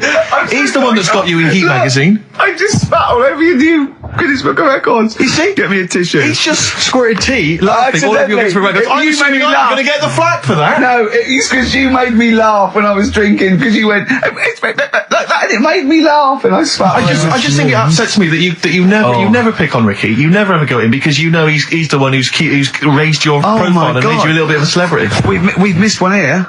Using his teeth, Raman Andiapan, right? Hustato coconut. He did what? He husked a coconut. He's the fastest coconut husker in the world. What does that mean? I don't know. He pulls husks. What's that? His little face. Look. What's a coconut husking? He pulls the husk off. Look at Carl just with his head down. Carl, come on. What's the matter? Because that cost me 20 quid. I know. Well, I'll see you all right. I've Tea all over the world's smallest man. Why have they stood him next to the world's biggest man? Right, I'm in a bad mood now. Oh dear. So you haven't got a team? Steve, I'll sort you out. Come to me. I'll sort you out. Seriously, no, I found someone who would help you win this week, Carl. And I was going to tell you about it, and now... Steve, you can be on my team this week, and I know something about the quiz that Carl doesn't know. So... I'll tell you, I just think that it's so ungrateful. Whatever. So ungrateful. Right, songs of phrase, just give it a couple more plays. Just email in, we'll pick a winner soon. Ricky.Gervais@XFM.co.uk. Well, this is rubbish this week. No one knows it because it's rubbish. Steve was right. There's 6 songs there, so if you know what they are, just... That's the end of that, I think. That's the end of songs of phrase. Email in. I think. We've got none there. No. That's the last week for that. Okay, well, why don't you give us some monkey news? Is it monkey news time? Come on, monkey news. We'll play a song and we'll... No, do monkey news. Let's play a song. Oh, it's a great track. Cheer up, Carl. Is it new? Is this Waiting for an Alibi with Thin Lizzy. Oh, what year Doesn't was have to it be new. It's brilliant. What year was it out? Oh, Einstein wasn't new when he came up with the greatest theory ever. Oh, hold on. Hey, hold on. You're not new. You're not new. Waiting for an Alibi by Thin Lizzy on XFM 104.9. Right, okay, this is, with all the trauma in the world, I thought we'd come on a little bit, and he's just brought it right down, little mank twat, whinges. No, but I mean, do you know what I mean? He's had a go at you, he's thrown you off his team. I'm devastated by that. That was the one thing I was looking forward to this week. To be fair, you were looking forward to telling him you were taking over the team, so it's sort of poetic justice. It has blown up in your face, to be fair. True, I was trying to squeeze him out of his own company. Yeah, you were going to try and get him out of his team. Yeah, well, it was a hostile takeover, and they clubbed together. To be honest with you, there's normally 3 regulars on his team. I'd got 2 of them on my side, one of which is his girlfriend. So I only had to work on him to try and get him to resign, and we'd have been away. Still.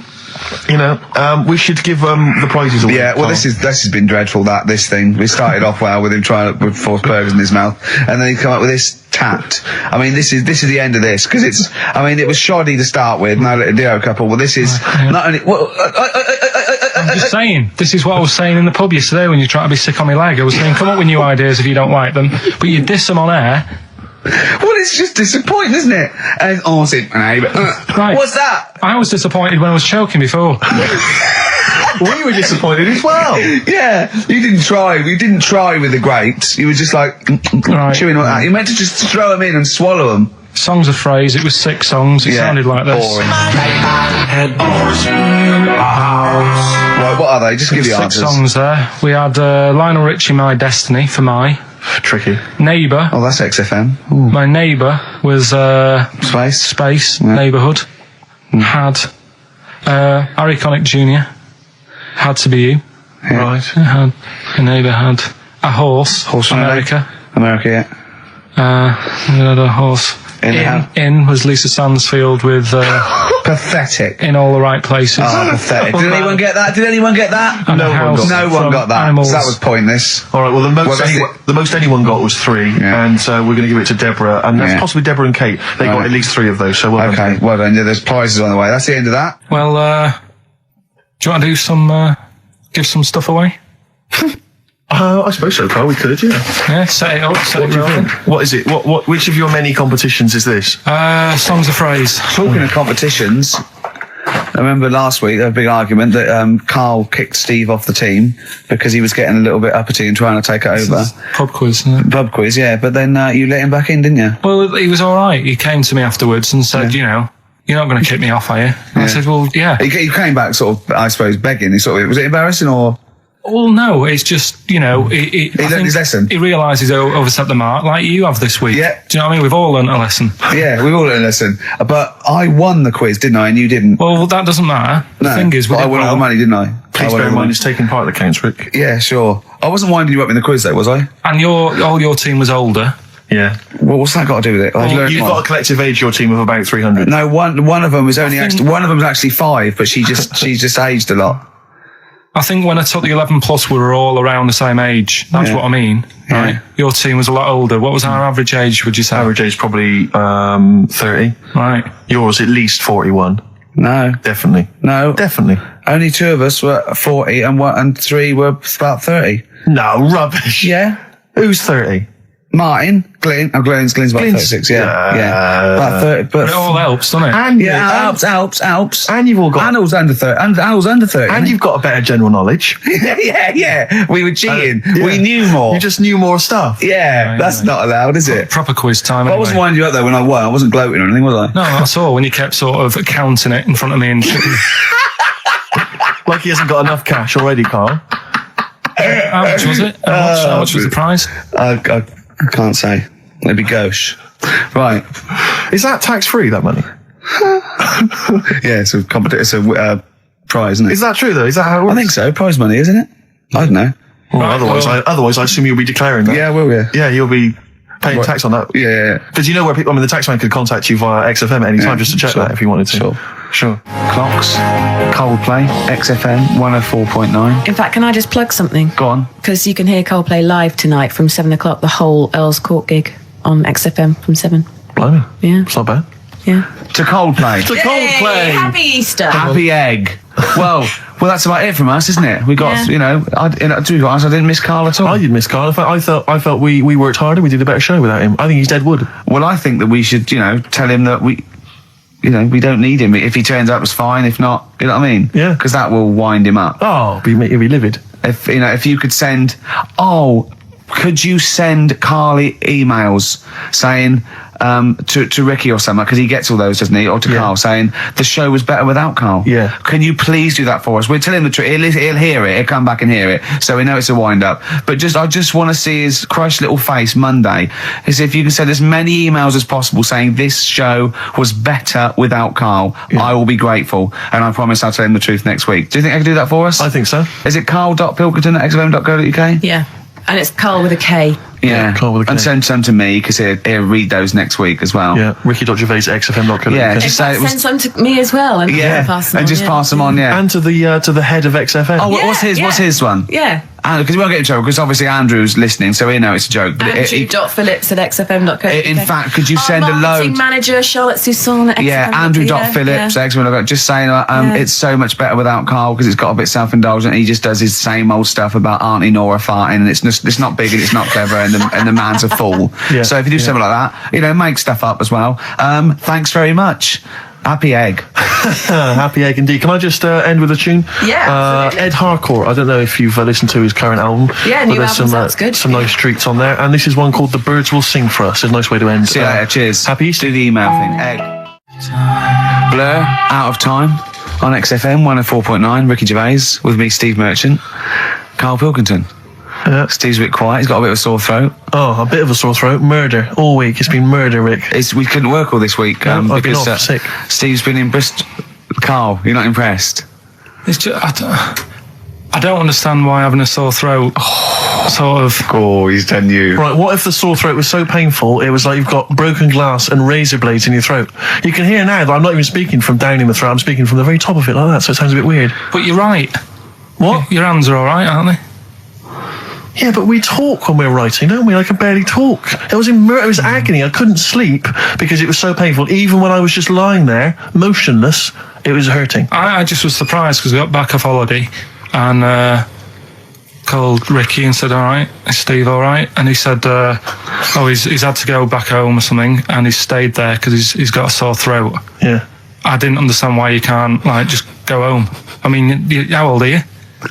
What? I don't understand why you've got to be at your mum and dad's when you're feeling I happened to be at my mum and dad's. Now I'm talking like you.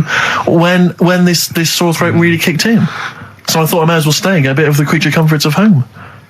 Do you know what I pictured though when he told me? See, my parents aren't like yours, Carl. Your father would have popped down to the phone box and maybe looked to see if there were any kind of throat lozenges. Strepsils. Yeah. Whereas my mum phones at the doctor first thing she can. I'm straight down there with my dad. They're snapping into action. They're trying to sort me out. It's a bit like that Ronnie Corbett thing, isn't it? Sorry. That sorry thing. You're right, Carl. Yes, you're absolutely right. It's just like that. Oh, no, it's just because you just went on holiday with your parents. Well, not with mine. No, with right. Suzanne's, and it won't be happening again. Thin Lizzy, boys are back in town on XFM 104.9. Right, we are back in town. Me, Steve, and Carl. Carl's on holiday. Steve's been living with his mother because he had a sore throat. And I've been hobbling around still trying to Do you know what? keep things going. Do you know why I think I was ill? Stress. I genuinely think it was stress. I think I'm beginning. No, I'm analysing it. What do you think of that, Carl? But I'll tell you what it is. Look, think about it though. We live in London. We got the war, the threat of terrorist activity. That's where I live. I'm all right. Next one. We got SARS. One. Yeah, but you can walk to work. I got to travel on the tube. I came in this morning. I saw a Chinaman sneeze. I was terrified. S Club 7. They've split up. I mean, I worry about those sort of people. They're young kids, they're talented guys. I mean, they say they're going to be all right. I'm not sure Tina is. I'm not sure she's got the talent. So there's just so many elements that I stress remember me you out. were worried about hearsay. Oh, Kim Marsh is doing all right. Oh, Kim's doing fine, but she got out early. Yeah. But, I'm not sure the rest of them will be. No, I'm just... they're quite emotional. I've got to worry about the show. I've got to be worried about this, It's just me. I've never been that good when, like, anyone in the family's ill or anything. I've just got... Just because that's the way I am, do you know what I mean? If I'm ill, I don't expect people to run about. No, but I've never been off for being ill. I mean, you were. Did a couple of weeks ago. Yeah, but that's. But hang on, I've not missed either of the shows. I'm ill today, but I'm still here. You took I seem to remember you took a show off when you were ill. Yeah. You were But windy. I was really ill. Right, sure. I couldn't even walk to work there. Yeah. That's what I mean. Did you go to the doctors? No, I was too ill to get there. Right. That's how bad I was. Did you call a doctor out? No. Oh, interesting. But it's just that. I mean, we were talking about it last night because I was saying to Suzanne, I said, "Oh, Steve's, he's been living at home all week." She said, "Oh, is he I really like the ill?" way he talks right behind your back as well. Thanks. And she said, "What's up with him?" I'm a lingering geek. And I said, "Oh, he's got a sore throat or something." She went sore throat. Oh. So she said, "Well, you don't know how serious it is. Don't be offhand with him tomorrow because if he's coming in and he's still not right, because she always sticks up for you." Yeah. Right. And she said, She's anyway, got some sense. she said, and anyway, you're no good when people are ill. I said, hang on, what are you talking about? So apparently, when we first sort of started going out, the first time she was ill, she kind of thought she saw the real me because she was ill in bed and that, and I was saying, "Oh, get up." And, of course, you can drink alcohol with these. And I just was like, you make yourself feel worse if you lie in bed. I said, come on, we need to go shopping. And she said, you go shopping. I said, no, I'm not, because I'm rubbish at shopping for food. Do you know what I mean? I'm all right at getting that night's food, but once it starts, like, you've got a plan. Sure, yeah, you're dropping the bananas. I forget all sorts of stuff. So she said, all over the floor. Well, she was like feeling hot on that. She said, I've got a temperature. So we'll come to the supermarket and hang about in the chicken. Frozen chicken section, cool yourself down. Yeah, sure. And it made her worse. So now she was like, do you remember that? And I was kind of like, yeah. Who's that hot woman sitting in the chicken fillets? Yeah. That's Carl's girlfriend. She's obviously ill again. Even when I was younger, do you know when I told you that I was picked at school to give old people biscuits?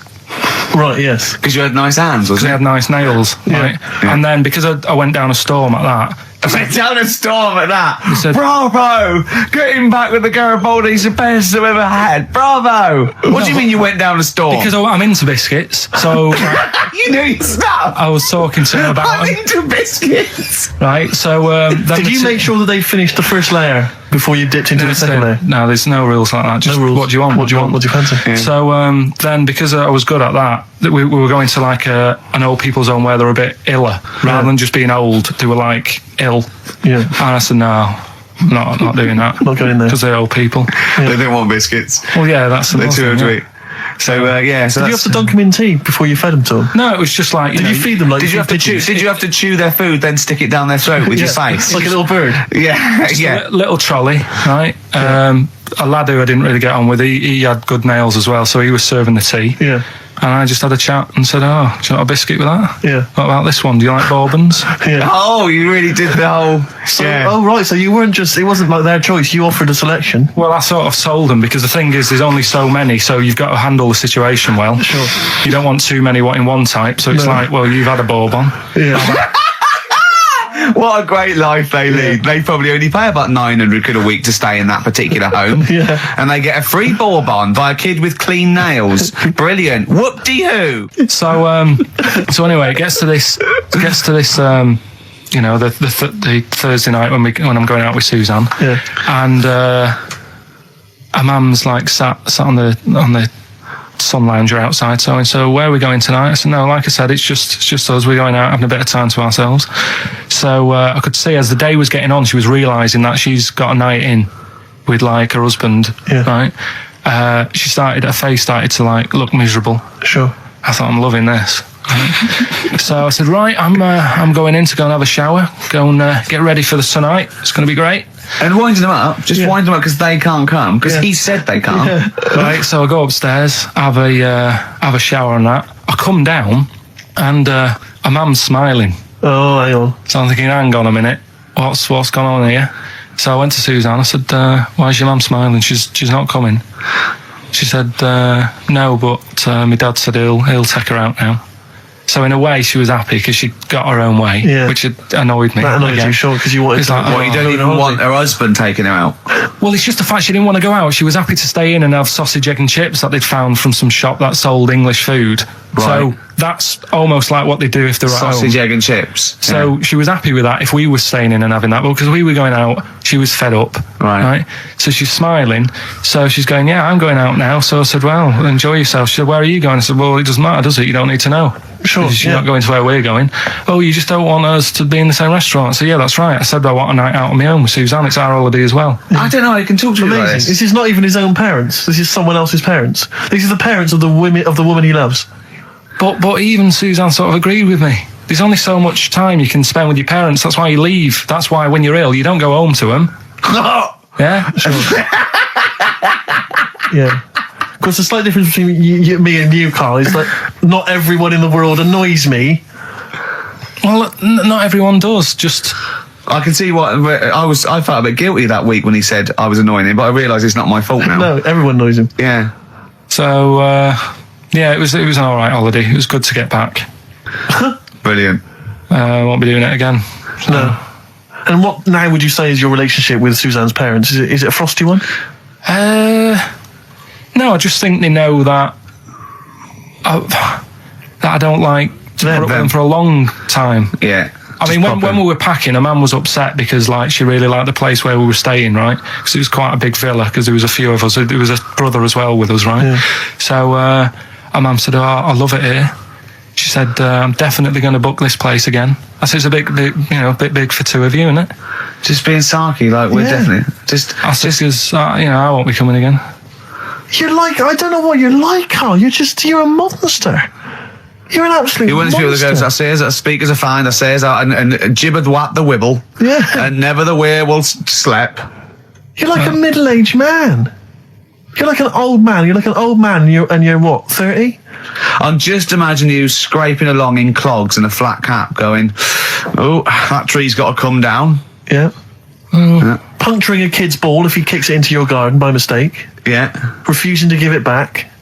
Yeah, gather round.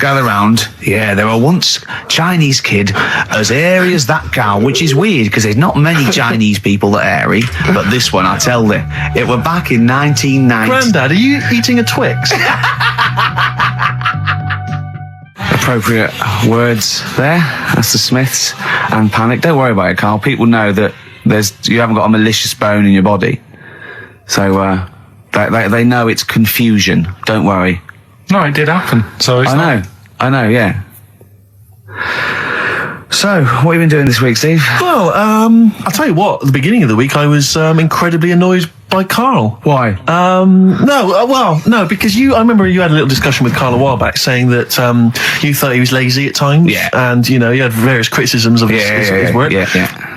And I got a call from him. He said, I should have told you, I had a phone call. Someone said that they were trying to get hold of Steve Merchant to offer him some lucrative voiceover work. Now, that is money for old rope. That's you're in there for about 20 minutes and it's thousands of pounds. If there are children listening who are still at school, they should definitely, when the careers guy says, what do you want to do?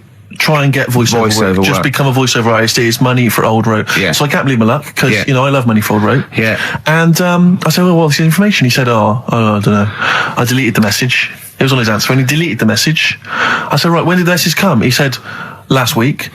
So he took a week to tell me that he had deleted the message. Why? Just because it wasn't for you? I mean, I don't know how selfish that is, Carl. No, what happened is, right, I got back off holiday. I was at home. Yeah.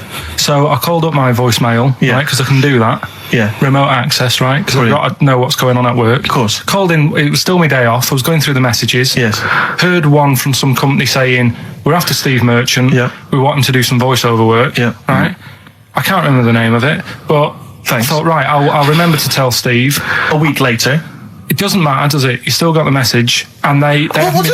Yeah, but voiceovers have to be done in the next couple of days. I didn't get the message. All I got was there was a company, I don't remember the name, and they phoned you. They wanted voiceover. How does that help me?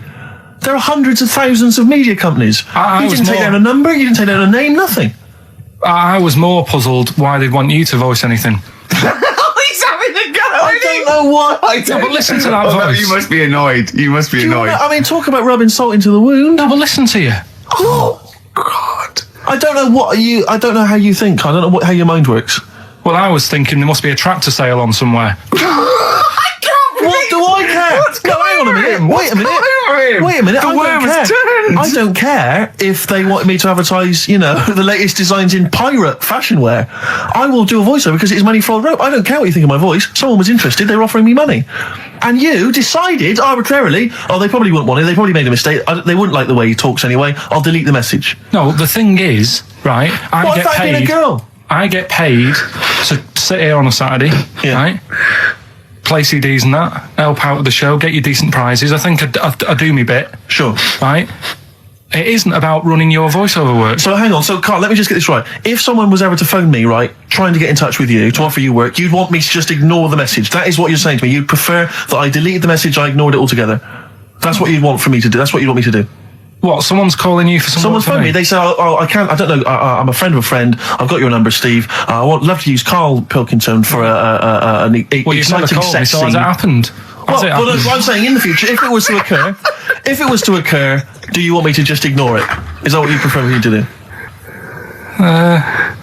Well, it's not like that, though. I did tell you. I told you the message. You didn't? What? You told me a week later with none of the information I needed. Carl, that doctor called last week. That kidney's ready for that little girl that you were doing that sponsored walk for. I forgot to tell you. I hope it's still all right. They keep it on ice, don't they? I think they do. Selfish, Carl.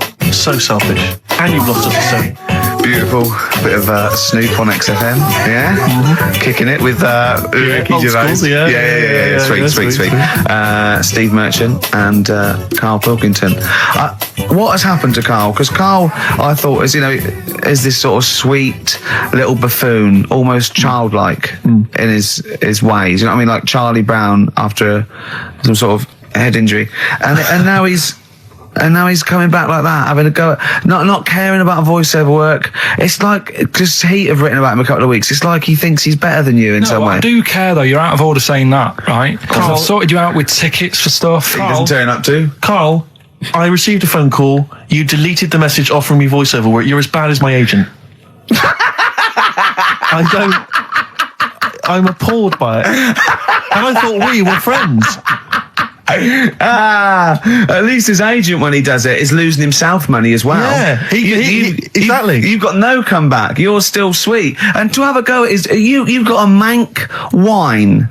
Right? For a voice. Like a cartoon Gallagher brother on Coronation Street. I mean, and yes, Steve does sound like a Wurzel, but that doesn't, do you know what I mean? No. What about Jethro? Jethro does well. Jethro gets on Des O'Connor anytime he wants. Just has to phone Des up. And he's on there. Straight on and there. he's whining like a Wurzel as well. So, to say that is a rubbish... All right, apart from that then, what else have I done that's wound you up? Well, that's a good starting point, because you hadn't even apologised. No, it's a shock, because that's the first time I've let you down. And I didn't really let you down because I passed on the message. You didn't. Well, we've been through it. You didn't pass on the message. Saying I deleted a message for you is not passing on the message. I mean, I just think what's happened is that you've got a little bit of celebrity now from the show. I mean, I've seen you being recognised in pubs and stuff, or people have come up and they said, "Are you Karl?" because they've seen Ricky. Now, it just seems to me that you are not keeping yourself grounded. You are just, you cannot deal with fame. You've not got the intelligence to cope with the celebrity, and you're just becoming this kind of ego-driven monster. Now it's getting. It scares me, Karl. You're not the man I remember. Look, I put a lot of work into this on Saturday. This isn't even my proper job, right? Where were you in the week? Oh, he's got you there. What? Where were you in the week? I said, let's meet up. Let's, come up with some new features and that. Where were you? Carl, you phoned me about an hour before you wanted to meet. That is not what I would call. I mean, that is arrogance right there. That's the way I work. That's arrogance right there. That's ego right there. He couldn't go. When I came in, he said, "Where's Steve?" I said, "Steve can't make it." I had to tell him why. Steve was staying in to tidy up because his landlady was coming. This he couldn't get over.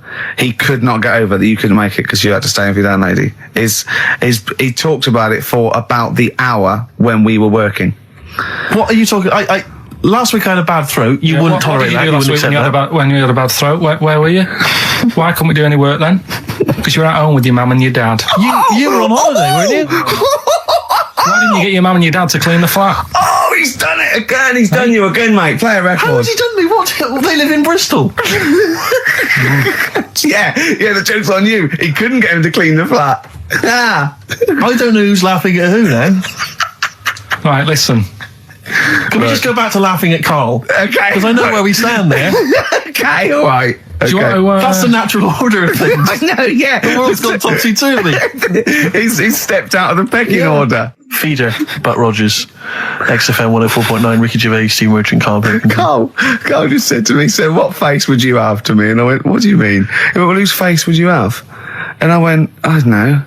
A boy's, so the skin would be regenerated." He went, "No, it'd be a bit weird." He said, "Oh no, someone famous." And I went, "I don't know." I went, "Whose would you have?" He went, "Barry Sheen."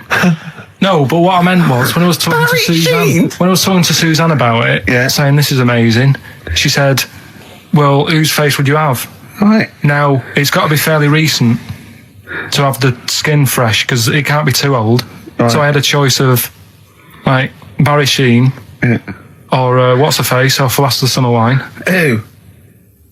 Who's the old woman who just passed away? Thora Hird. So that's what I meant. If I could have any face, because she said, "Well, you could have had Tom Cruise or something."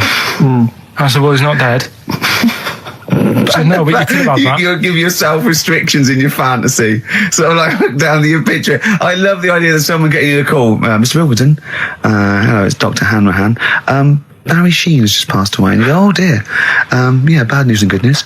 Do you want his face or do you want his face?" Does Suzanne go out with you like for charitable reasons? I love Is it like you can adopt a boyfriend? I love the fact that she encourages you. She was saying about Tom Cruise, and I was like, "Oh." She said, he's not a bad-looking fella or whatever. So, well, what she's saying is, "Carl, is there any chance you could go and get a different face? Maybe something like Tom Cruise would be good." But then I was saying, right, first of all, he's got to be dead and he's not. But if he was, and you had that done, would you feel like... people were looking at you on the tube? Well, no, like, say if the people who made Mission Impossible said, "Well, we want to do a third one," would I be in my right to say, "Well, I don't want to do it"?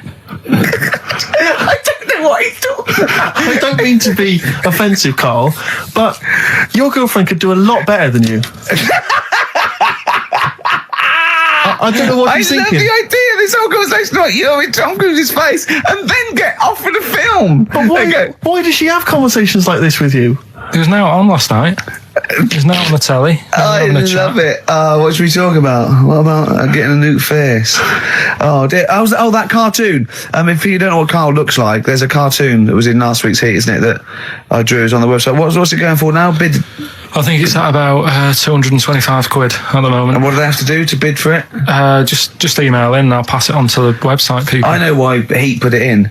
It's because the editor, Boyd Hilton, looks a little bit like you, doesn't he? Sort of my ugly brother. He's probably listening and he says nice things about you. Yeah, he can still say nice things, but I bet he knows deep down. You know if you're good looking or not, don't you? I can't believe Come on, Steve. I mean, what do you think? This is going crazy now, Carl. I don't know. You're just, the insults are flying left, right and centre. You've got no limits. You've just gone crazy. You've just gone wild. You're spawning around just because you look like Tom Cruise. I think it's because he's been hanging out with Christian O'Connell. Yeah. And they're both thinking, we're... a couple of media players. Yeah. Too big for their boots. Yeah, not scared. Although he's scared of Christian. No, he's terrible. He's scared of Christian in here because he's not allowed to do monkey news. No. Because Christian wants to do it. He's scared of him. I'm not saying that, right? Christian... You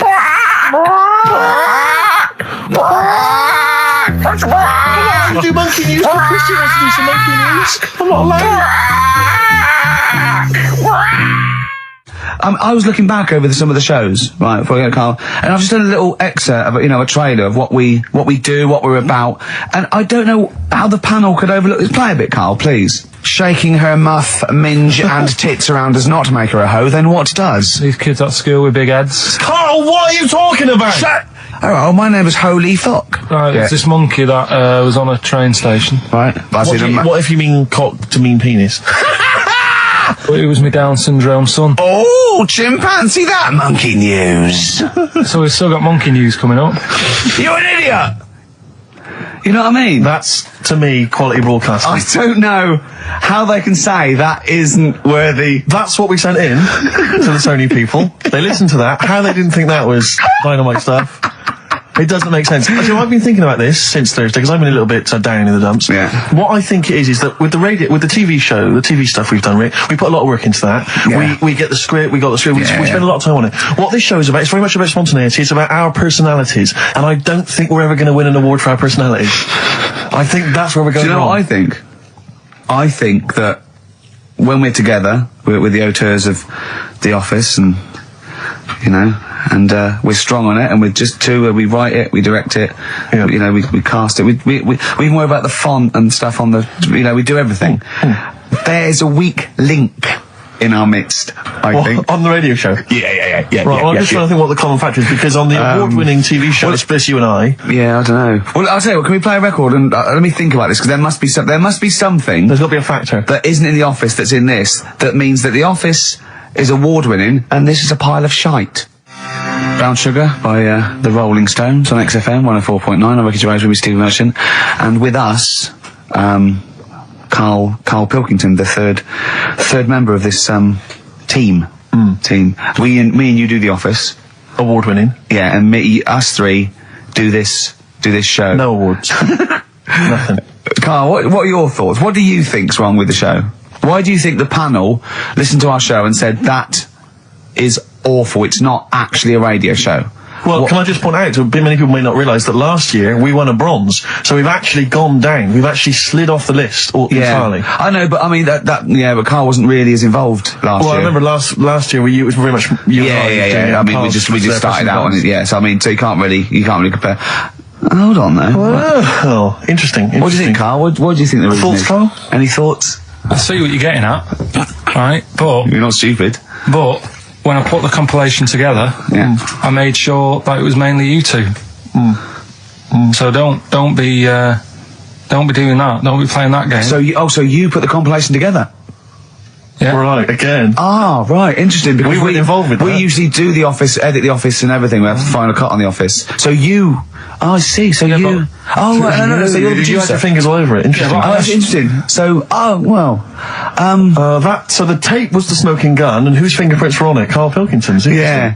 That's interesting. We didn't get a sausage. But, do you know what? Seriously, though, Well, I don't mean seriously. It is his fault. I know, but I mean, it's our fault as well, because we should have known better, right? But Than to employ him. Yeah. But I actually think it's a slap in the face. I want to know who the panel was. A lot of Sony are thinking, just handing it out to the same old people. You know what I mean? Every clip they played was a funny phone call. Do you know what I mean? And so Did we send any of our funny phone calls in? So if anyone cares, I think we should knock this on the head as a protest against Sony. And that's how I've never complained before about legal, but I mean this one. Don't know what they think. I want someone on the panel. It was entertainment. I want someone on the panel to phone up and say why they think this show is rubbish. Well, I'll apologise. Well, I'll not apologise if they stand by. If they tell me why, because listening to that clip there, I can't see anything wrong with that as sort of daytime radio. It's interesting. I mean, I don't think our number one fan, Dickie Anderson, Richard Anders, was on the panel. Although he here has emailed in. He's got a couple of thoughts as to maybe why we. What is Dickers doing, man? Dickers says, commiserations on not winning a Sony. I can't believe you didn't win. Naturally. I mean, apart from your show's obvious lack of quality and effort, having a monkey for a producer, offering the biggest load of tat as competition prizes, saying hairy Chinese kid 48 times every show, Rockbusters, not bothering to turn up for weeks on end, only having 3 listeners, introducing the comedy characters Camp David, Harry Fook, which I think he spelt wrong there, Stephen Merchant. I'm not a character. apart from insulting every race, religion, and sexual orientation, bickering like schoolgirls. We haven't done everyone yet. We have not insulted everyone yet. There's loads to go. Despite the fact you generally bring misery into the lives of anyone who listens, I thought you were surefire winners. Better luck next year. Well, I mean, a couple of constructive, criticisms there, but generally, I still can't nail it. Was he on the panel? Well, I don't think so. Well, he's a fan, so... Yeah. Well, no, he's clearly a fan. I mean, he obviously loves the show. He has hit the nail on the head. Oh. Which... Yeah. But, what should we do? Should we give up or should we try harder? That's always my dilemma in life. Sure, yeah. I mean, I've always gone for the first one. Give up? Yeah, why bother? Yeah. If they can't see, just give us the award. Yeah. And then worry about it later and we won't let them down. Yeah. Now they've got blood on their hands. Mm. We're gonna... Yeah. What should we do? To give a couple of months notice? I think so. Okay, well, there you go. I mean, seriously, I think...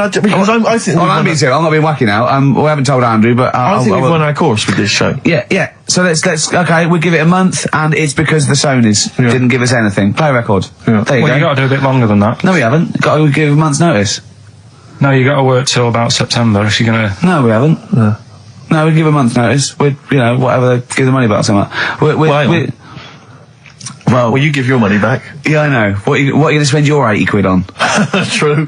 By the way, Red Hot Chili Peppers on XFM 104.9. So, a few more shows. And I hope Sony are happy. They should encourage... we've only been radio, a couple of years. Exactly. You encourage young talent like you. Yeah. Instead of giving it to Radio 1 and Radio 2 and...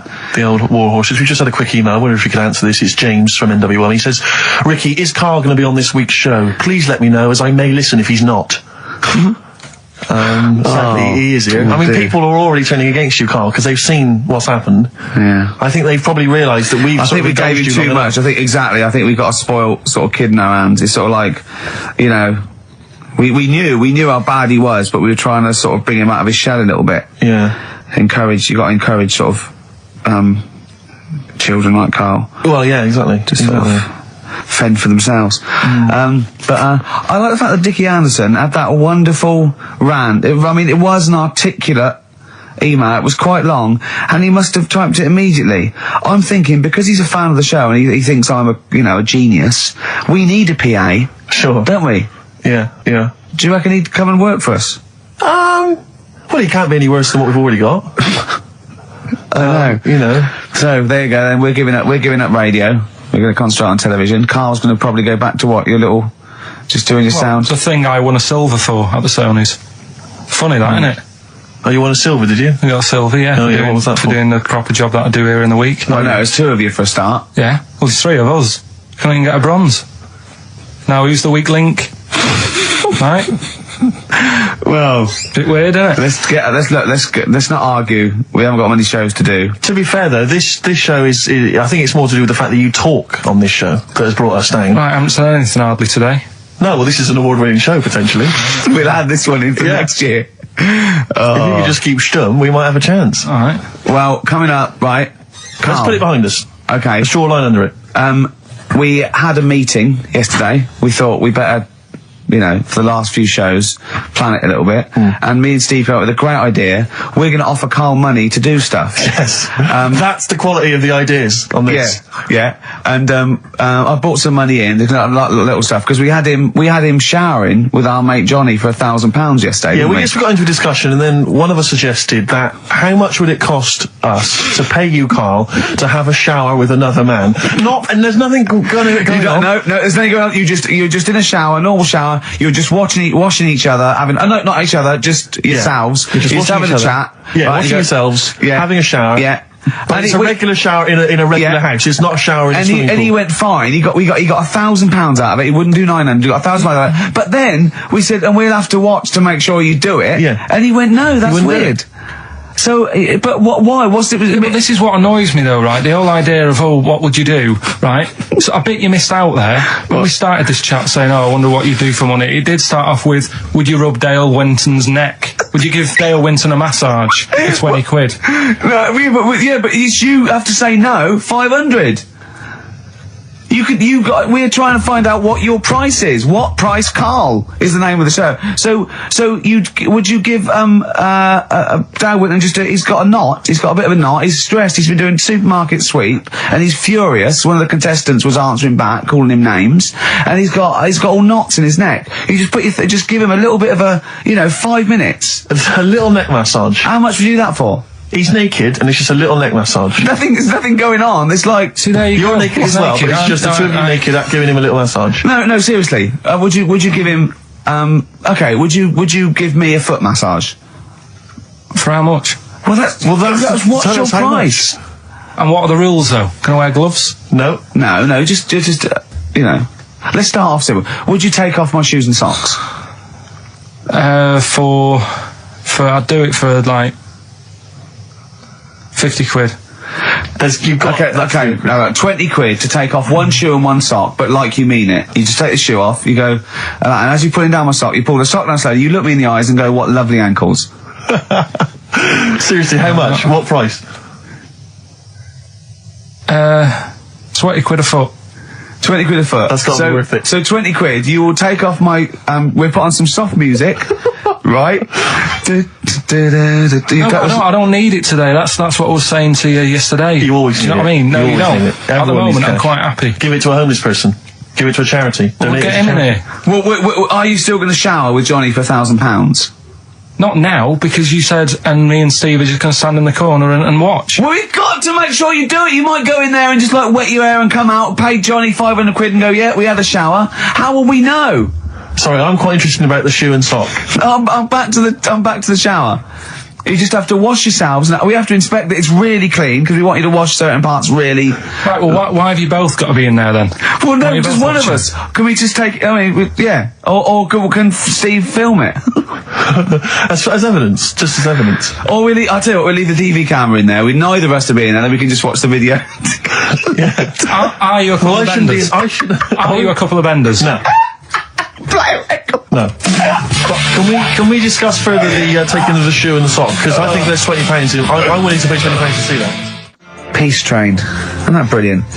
Cat Stevens.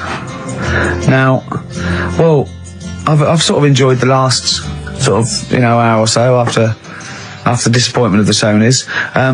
I think we are going to give up, to be honest. Do another week and then shoot off. Yeah, knock on the head. Okay. We were doing it for a laugh anyway, but if they're not going to reward us for that, then do you know what I mean? It's not really worth it. But I'll tell you what but what about this? Karl, can you find out who was on the panel? Can you?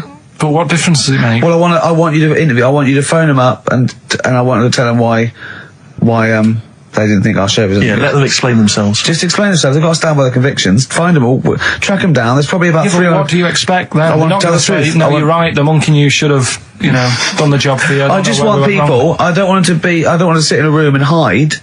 I want the 3 people on the panel. I'll find them out to say we didn't vote for you because we thought it was shoddy, amateurish, annoying. There was too much swearing. I'll go, fair enough. Well done, mate. We didn't vote for you because Karl's voice is an irritant. Okay, well done, mate. You're alright. We didn't vote for you because, Gervais, you're a fat, useless git who understands nothing about broadcasting. And you make know something. Yeah, and I'll go, right, I'm not so happy with that, but at least you told the truth. Mm-hmm. But get them on the phone. Find out from Andrew. I noticed none of them have mentioned me, which is good. I know, yeah. I'm pretty good. Yeah, they probably all love Steve. No one likes to pick on an invalid, though. Do you know what I mean? I'm just... We got a player request here for, what's her name, don't leave it, Steve. Sonia, who's 18 today. We couldn't find William. It was really nothing wordsmith because, whoever is in charge of the library, they probably won an award for it. But, she didn't ask for 4 non-blondes. So I found There Is a Light by the Smiths. So, a week to go.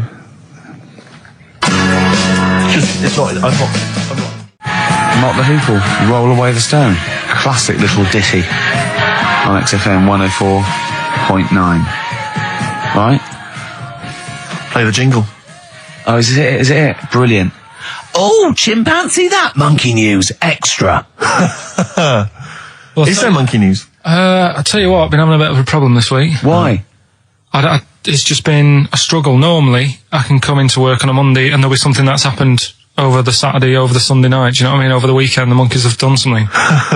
Been very quiet. I thought I'll be alright. Let's see how the week goes on. I don't know if they've caught on to the fact that we're giving this coverage now, or I don't understand. Normally people are emailing me stuff all the time about monkeys. Been very quiet week. Been checking, I was looking in books last night and stuff. Is there any monkey news? I've got some, but just because it's not that good, something else I found out that I thought I'd share with you. Go on. I was looking in the Guinness Book of Records, right, because I thought they'll have something in there about monkeys or something, right? And there's a little monkey, I think it lives in Asia, right? There's loads of them live in Asia. Might just be travelling, but yeah. And something I found out, I don't know if they've got it right, and that's why I want to bring it up. Apparently, it's the mammal, right, that's got sort of the pointiest eyes that pop out of their head. Steve.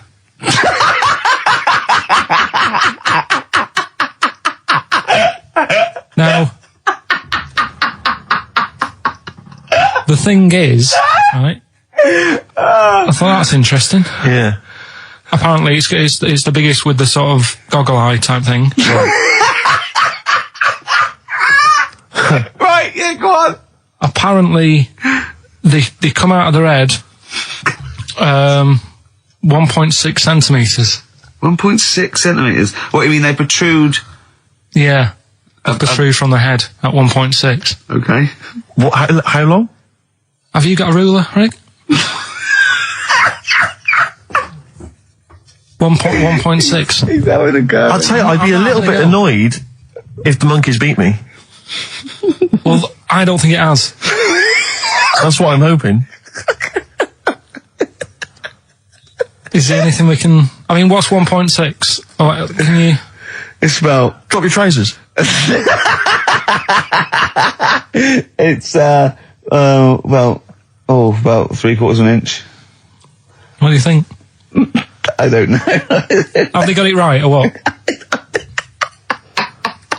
Maybe I should come down to Monkey World with you next week.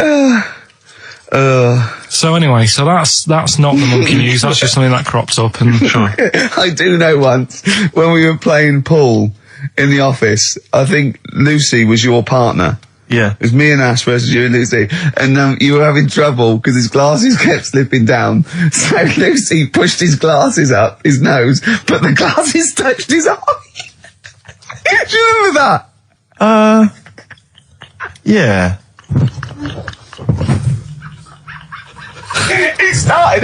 He started it. Well, you're the one who joined in. I know, and I feel bad now. Yeah. He makes me nervous when he goes, yeah. It's like, play a record. No, I'm just trying to think about which part of your fat, middle-aged physique I can pick on. The tits would be a good Yeah, start. yeah. Oh, the belly. Sure. Oh, what do you think of that? Oh, that's... What is that? Play a record. That worked, didn't it? See, panic over, calm now. You're on holiday soon, aren't you? Yeah. You got to go off early. Well, about... How many holidays have you had? Because I only ever have time off when I'm working, like doing another job, like, you know, filming or something. But you seem to have a lot of holidays, just like, and you were sick as well. You was just like, because you had wet trousers, which is a little bit. Do you not care about the job? I mean, I've got to ask because, you know what I mean? If I was in charge, I'd worry about your motivation or because yesterday we were trying to work out what you enjoyed doing, and we got to Manchester United and moaning. And that is the two we came up with. I don't know where you get the moaning thing You're from. always whinging. About what? Everything. When did I last have a moan? Just before we came on air. Right, and why was that? I don't know, I can't remember. Because we were in a good mood. We were in a good mood, me and Rick. I'll tell you why. Go on. Because you brought a song in at 10 to 1. Yeah. With a load of effing and jeffing in it. Yeah. And saying, can you edit this? Yeah. But that's your job. You could have brought it in yesterday. No, I couldn't. Why not? I hadn't thought of it. But why are you whinging? That's your job. And I did come in 10 minutes before, and it was a good 20 minutes before. It just took you ages because you were whinging and moaning to even get started. I'm not being dragged into this. You are always... I'm on my holiday now. Well, not yet. No, you're not on yet. You're still working. Well, that's what's funny. This isn't even work, right? And yet it should be. Compared to what I do in the week, this is a doddle. Well, that's because you're not putting any effort in, clearly. I mean, I know what Steve's like. He is tight, right? He is. And you know that, don't you, Steve? Financially, you mean? Well, no, I mean, just the way you are. You're very sort of, you're not wasteful with your money. I'm careful. No, I'm not wasteful. Absolutely right. No, but to the extreme. Not towards the extreme. Not towards the extreme. No. Look after the pennies. The pounds will take care of themselves. All right? Simple to remember. Good advice. Yeah, all right? But the thing is, right, I know that I take the mickey out of you for, like, the way you look and stuff. Sure. Right? Well, I'm right back at you. But the thing is, you can't help that. Absolutely. But I'll tell you something that women don't like. Sure. And it's fellas who are tight with the money. Sure. I'm not frugal with money with ladies. I'm frugal with money with you. Well, I've got no reason to splash money out on you. I've never seen you splash money out. Well, you've never been out with me. Steve, have you ever splashed out on a lady? No, but I hope to one day. The right lady. Play a record. The darkness growing on me on XFM 104.9. Oh, it's all going well already, isn't it? The microphones fell apart. Carl's shouting because he got headphones on. His music's turned up too late. Canfield level. God, it got pre-out. Look at him giggling. Look at him laughing. That's so funny because I got a letter here from who is it from? Mike Heel, who sent me a little picture of a little Japanese fella from a film who said looks like me, and he does a little bit. But he says, please can you make Carl laugh? I've never heard him utter as much as a snigger, and I'm worried he may have a genetic disorder. Well, I mean, he has got a genetic disorder, obviously, but he was giggling then. I hope people heard you then. Look at his little face. It was a joy. I love the things that make him happy. But I love the fact just before the microphone came up and just before the record finished, he had his headphones on, the music was too loud and he was just shouting, Bauhaus is not working! Bauhaus is not working! I have to play something else! I went and found Ziggy Stardust by Bauhaus and he said, why isn't it working? Look at him giggling, look, he's lost it! Is he going away? Are you on drugs, Carl? What have you done? He's tickled, look at his little, he looks like one of those shaved monkeys. Look at his little, oh my god, I've never seen a forehead glow. I know, it's extraordinary. Oh. And he's got that red shirt on as well, so the whole of him is just a big glowing... Carl, what are you trying? What are you putting in? I'm going to see if I can get this to work. Go on then. Hang on. Brilliant radio. I hope Dr. Fox is listening because I think he's eating his words right now, Steve. Right, I think I've done it. Well done. That's excellent. Right, what let's play Bauhaus now and let's try and compose ourselves. This is Ziggy Stardust by Bauhaus. That worked, didn't it? See, panic over, calm now. You're on holiday soon, aren't you? Yeah. You got to go off early. Well, about how many holidays have you had? Because I only ever have time off when I'm working, like doing another job, like, filming or something. But you seem to have a lot of holidays, just like, and you were sick as well. You was just like, because you had wet trousers, which is a little bit, do you not care about the job? I mean, I've got to ask because, you know what I mean, if I was in charge, I'd worry about your motivation because yesterday we were trying to work out what you enjoyed doing, and we got to Manchester United and moaning, and that is the two we came up with. I don't know where you get the moaning thing. You're always whinging about what? Everything. When did I last have a moan? Just before we came on air. Right, and why was that? I don't know. I can't remember because we were in good mood. We were in a good mood, me and Rick. I'll tell you why. Go on. Because you brought a song in at 10 to 1. Yeah. With a load of effing and jeffing in it. Yeah. And saying, can you edit this? Yeah. Yeah. But that's your job. You could have brought it in yesterday. No, I couldn't. Why not? I hadn't thought of it. But why are you whinging? That's your job. And I didn't come in 10 minutes before. It was a good 20 minutes before. It just took you ages because you were whinging and moaning to even get started. I'm not being dragged into this. You are always... I'm on my holiday now. Well, not yet. No, you're not on yet. You're still working. Well, that's what's funny. This isn't even work, right? And yet it should be. Compared to what I do in the week, this is a doddle. Well, it's because you're not putting any effort in, clearly. Where are you going anyway? Where are you heading? Cornwall. Yeah? What's happening down there? Well, there's a monkey world. You're excited about that? We're going to go and see that. Probably go twice to that. Yeah. Whilst I'm down there. How long you went for? The whole week? Yeah. Yeah. So, this is with your parents, isn't it? Yeah. Taking them out. Your father, what do you think your father will be up to? What's he going to be nicking on this holiday? Well, tin. There's a lot of tin in Cornwall. Since they've shut the mines. He's just called Suzanne, said they've got there, said it's a nice little place. There'll be no towels when you get there. So what are you gonna do? What are you gonna do? Just gonna chill out and sort of like go to the pub and stuff? Yeah, like I say, I mean, all I've got planned is probably probably Tuesday and Thursday at Monkey World.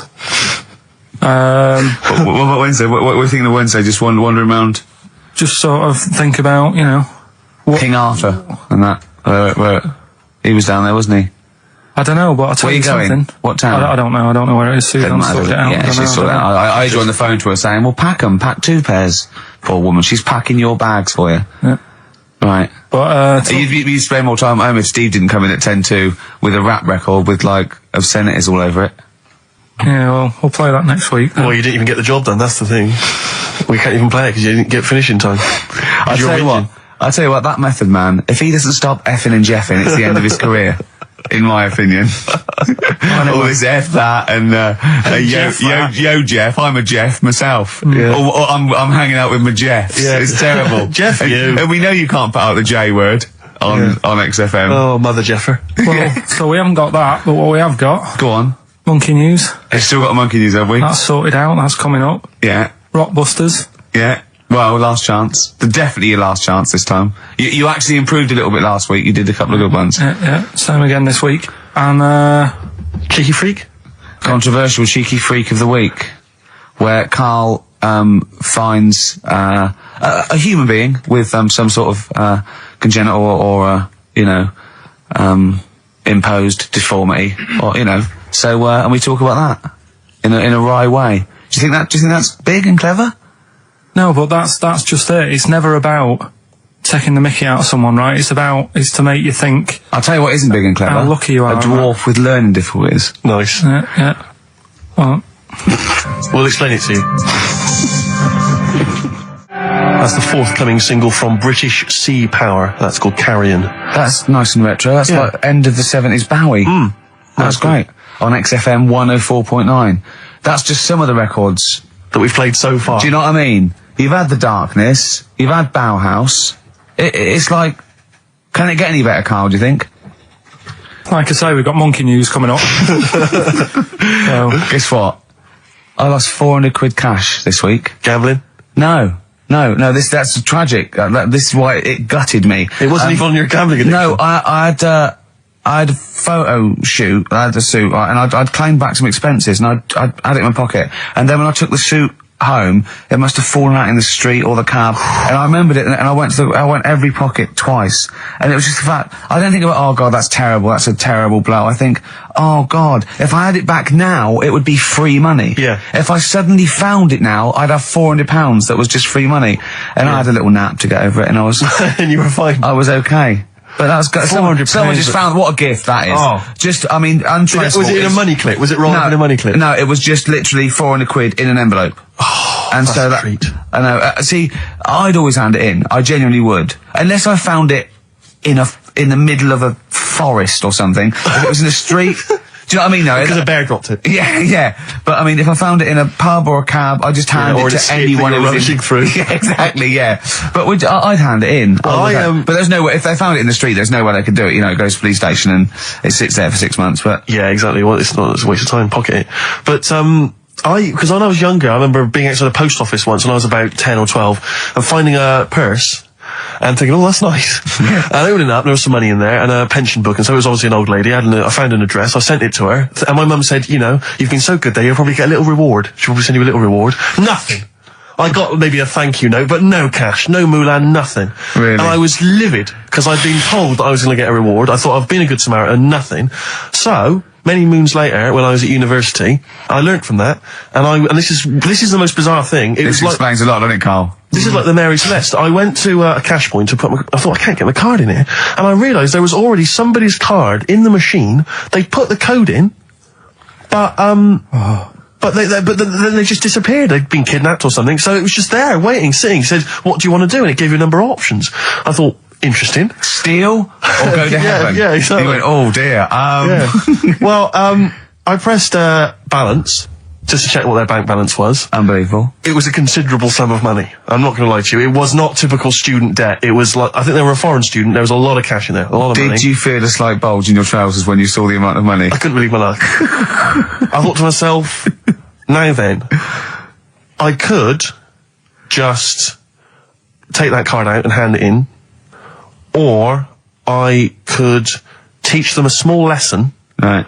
And maybe give myself a reward, because last time I did that, I didn't get a reward. So if I give myself £30, then I'll take the card out. 30? Give myself 30. You didn't really?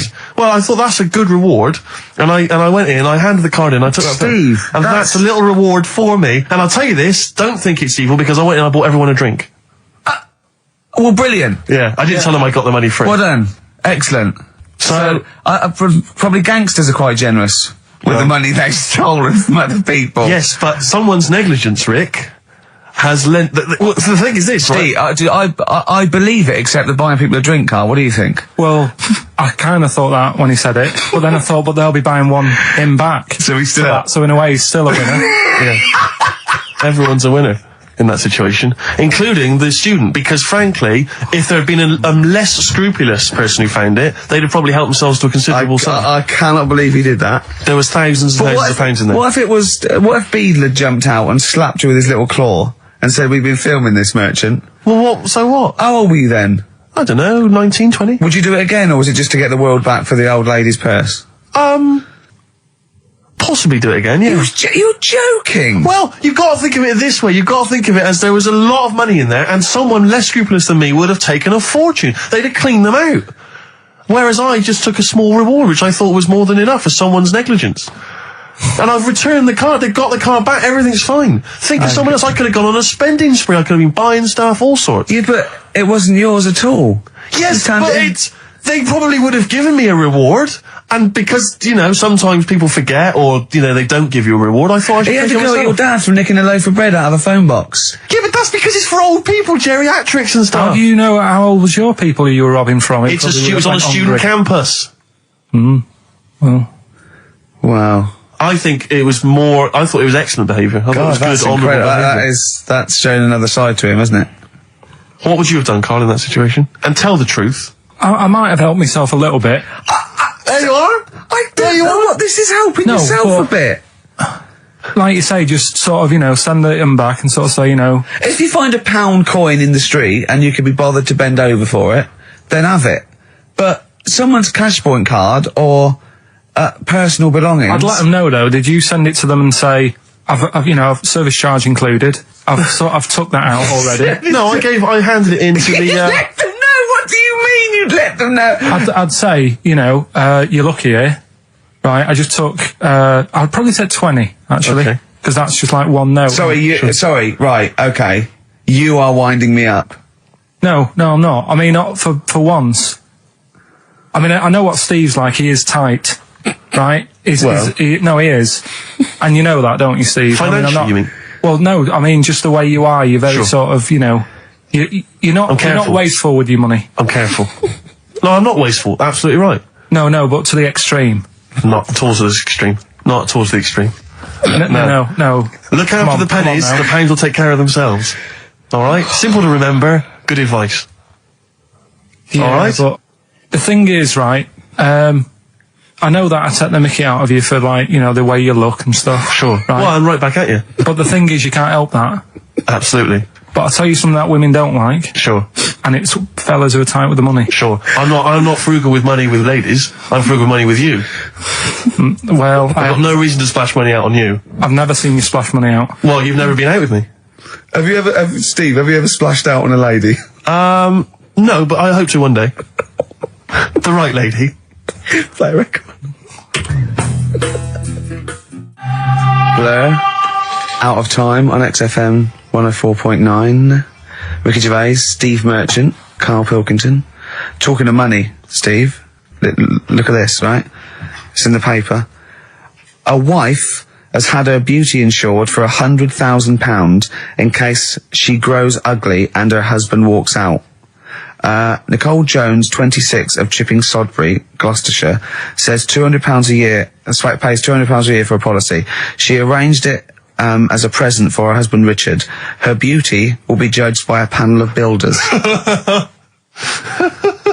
So, have they been selected beforehand, do you think? I don't know who they are? I assume they're complete strangers. So supposedly, like, in 30 years' time, he looks at her and goes, "Oh, you've lost your looks." She goes, "Well, have I?" Yeah. He goes, "Well, yeah." "Well, have I?" They're calling the panel. Some else going, yeah. "All right, get him out for that." Well, never mind that. It's yeah, she's lost it. Right, 100 grand. Well, 100 grand coming your way. They stand on some scaffolding. Yeah. She walks by. Yeah. And if they wolf whistle. That is amazing. Do you think they give her a quote first? Yeah, what if they say, "Actually, love, you've got nothing to lose. You're not oil painting anyway." Yeah. We can't come round and judge your beauty for at least I mean, that is just open to abuse, isn't it? £100,000. Because I remember, in Japan, they're mad on golf, right? And if you get a hole in one, you buy everyone, you throw a party. And it was costing them like thousands and thousands of pounds. So they were insuring themselves against getting a hole in one. And so miraculously, everyone was going, "I got a hole in one." Did he? Yep. Yeah, yeah. Paying out I mean, they could be in that together, couldn't they? They're not. I'm sure they're not. They're probably more honest than you two that would take 20 quid out of a cash point. But, you know. No, 30. 30. Yeah, 30. I like the wording though. A wife. Yeah, a wife. The word wife. The word wife. I don't know why I just find it's just an odd word. This is my wife.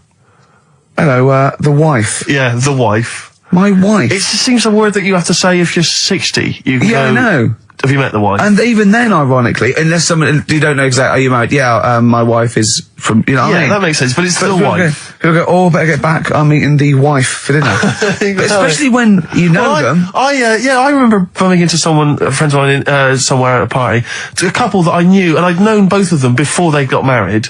In fact, I'd known her, I think, longer.